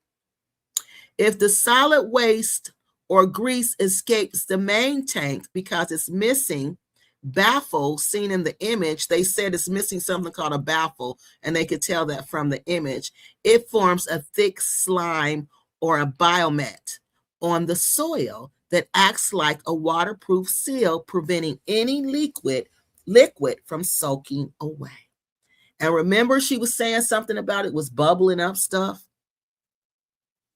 Construction and design flaws. So that has construction and design flaws. In the image, the blocks are not plastered. Remember we saw that? With waterproof cement, this allows wastewater to leak into the soil too fast in one spot, overwhelming it, or allows external groundwater to flood the tank. I wouldn't eat anything that comes from Black Acres. The high open inlet pipe, what we're showing on the screen, allows scum, fats, and oils to be pushed directly into the drainage area rather than being trapped in the tank. These oils are a primary cause of soil clogging. If the top is not properly sealed or surrounded, the ground isn't sloped away, rainwater can enter the tank, filling it up with one single heavy downpour. Wow. A single leaking toilet flush valve can add hundreds of gallons of water a day, filling the suckaway in months. And she said she was washing clothes. If the house has more occupants than the tank was designed for, the system simply cannot process the volume of wastewater. So AI said, what I see is high water tables in the groundwater. The pit looks dark, wet, and saturated deep down, not dry and freely drained. This strongly suggests groundwater is already sitting at a high level in the soil. Since they're near the water, the ground is likely always particularly full of water. During rainy season, it rises even more. This means your suckaway has nowhere to drain. And that's the problem. It has nowhere to drain.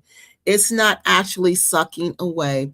A proper suckaway should let liquid into the dry surrounding soil, but theirs looks like it's sitting in wet, dense soil, possibly clay or compacted earth. So instead of draining it, it fills it up like a bucket. Poor or no drainage layer. I don't see gravel, stone backfill, or proper filtration layers. This means wastewater cannot spread out. Solids likely clog the surrounding soil. Possible structural lining issues. The walls of the pit look sealed or compacted in place, not clearly designed for lateral drainage. If the sides aren't allowing flow, everything collects at the bottom and it fills faster. This is probably why it needs emptying every 1 to 2 years. Know that it's not normal and it is not working properly. A good system rarely needs emptying. A good system should rarely need emptying, many years, sometimes never. If it needs emptying, its water can't drain out. The soil is already saturated. Water builds up with nowhere to go. So it becomes a holding tank instead of a drainage system. And this all connects to the foundation. This is important. The same water that fills the suckaway is also soaking the ground under the house. Foundation loses support. The soil is constantly wet and unstable. The structure is shifting. Wow, the root problem is too much water and poor soil drainage and high water table because there's close proximity to the water, because of flooding, and possible clay-heavy compacted soil. So they basically need to redo the suckaway, install a proper septic tank to help the drainage. And those are we talked about major things tonight. These are not minor issues Black Acres are having out at that land. These are major, major, major issues they are having out there. All right, major issues. And again, this is a sign. This is a sign that Oshun has rejected them. This is a sign that she has rejected their deposit, that she has said, I don't want anything to do with you, Black Acres, and I want everything that belongs to me, including those 26 acres.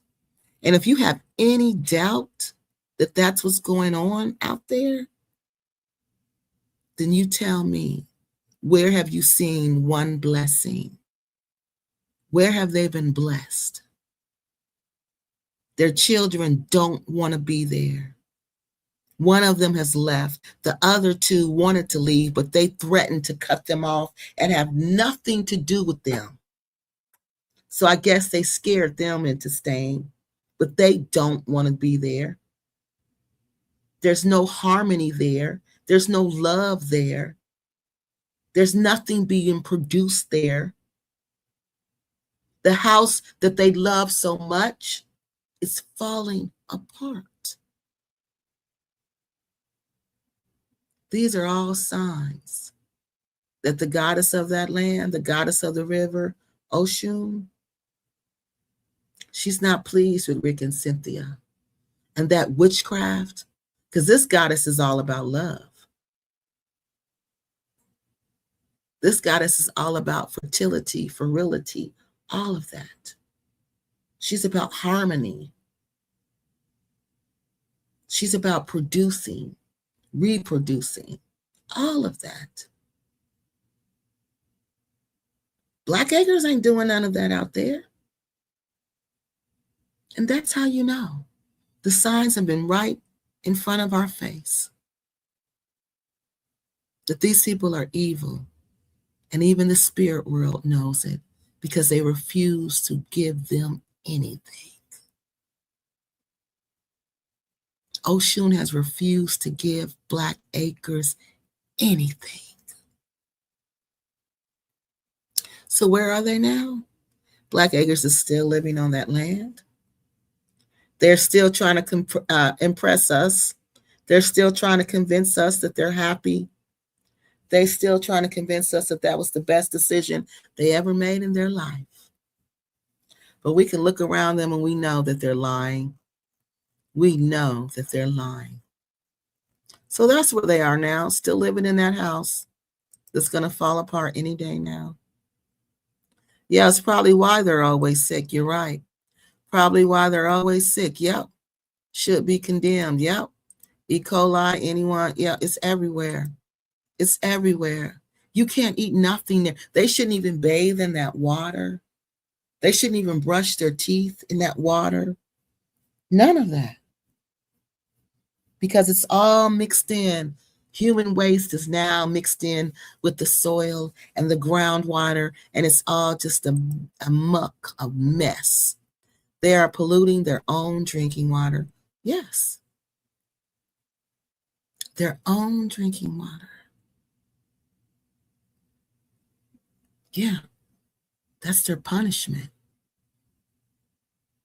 Would I say the juju backfired? Yeah. It backfired really bad. Really bad. Just doing busy work to take money from Rick. Yep, Rick is so, yep. I'm surprised that there is not, I'm surprised that there is so many things lying around in their yard. I thought there was a beautiful grass, flowers, intentionally planted for beautiful, honey, bye, that's trash. That place looked like a garbage can, like Kenz's place. That slab will probably be underwater also. It's a waste of time. It was a waste of time and a waste of money, Jam Jars. It will be. It will, because everything's nature's patterns also, y'all. So it's just like, it's going to be like, I'm sure every so many years, CFO goes back underwater. So that's time is coming. They've been there. No, they haven't been out there 10 years. They've been out there maybe 3 years. But that land will be underwater again. So to breach the perimeter wall, just put, yeah, that's all you got to do. Yes, you good now. Yeah, okay, good. That's, yeah, I was talking, the mic was muted. That was a joke. The drain pipe to nowhere. Yeah, it is. It was a drain pipe to nowhere. And that's what they said. That's what AI said, but I don't see where it's connected to.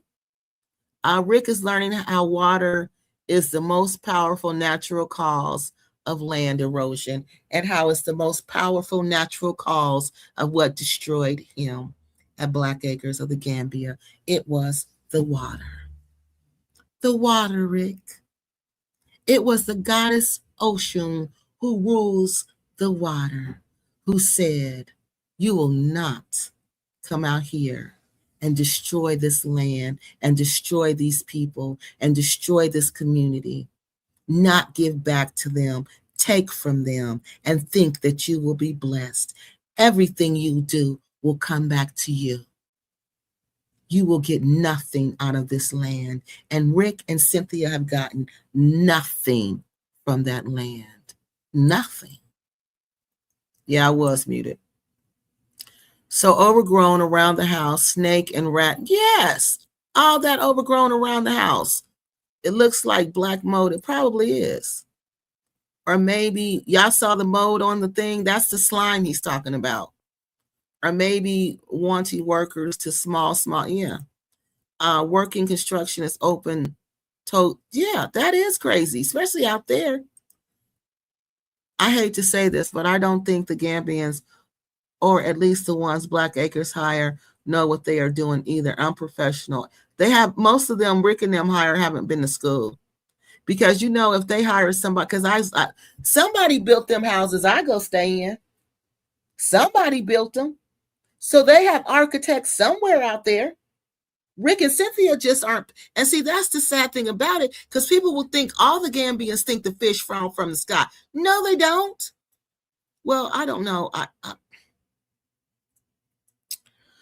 It's dangerous when you do things like that, because those houses I stay in, and y'all see those houses, architects have to design those houses and build those houses and help, build the plans to build those houses. Rick and Cynthia just don't want to pay the money.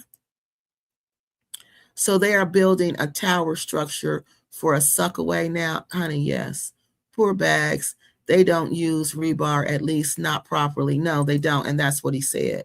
Welcome to another Kiki Let's Nigeria Live. We're glad you're here. It's over now, y'all. Please hit the like button and drop a comment and subscribe. Thank you. Messing up the whole ecosystem. Yep. And try to change people for their advice. I've charged people for their advice after being there themselves only 5.2 years. Yep. They don't use rebar, but properly. No, they don't. They don't use it, or they don't use it properly. But the workers they're hired don't know how to use it. And they will think they know what they are doing. Hey, Fiona. It's crazy, Fiona. Yes, jam jars it is. Yes, they do jam jars. At least that is. Hopefully they will receive it well. Land and building is complicated. You need professional advice. You do, TNK. They're just wasting people's time and money. Yeah, Fiona, because it ain't theirs. People always go to Africa and buy more than they can obviously handle because they think they can afford it. Someone needs to tell them this is swampland. We told them, they didn't believe us. They said we was jealous. All that could have been done on Black neighborhood. Yeah, sure, honey, Jeanette, you ain't never lied. It could have been done in the Mississippi Delta. That ground looks really bad. It is really bad. I will watch the replay. Thank you, Fiona. Jam, she's saying hi to y'all. It's already crumbling. Yeah, it is. TNK, okay, she's saying hi to everybody. All right, y'all, the soil doesn't look very healthy. No, nothing looks healthy out of Black Acres because I told y'all.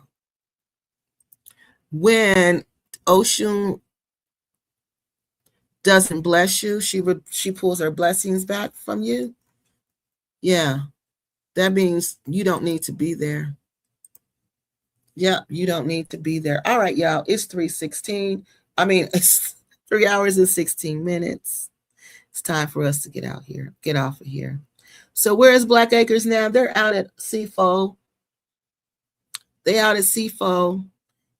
Suffering their punishment for disrespecting the river goddess Oshun, and they're suffering their punishment.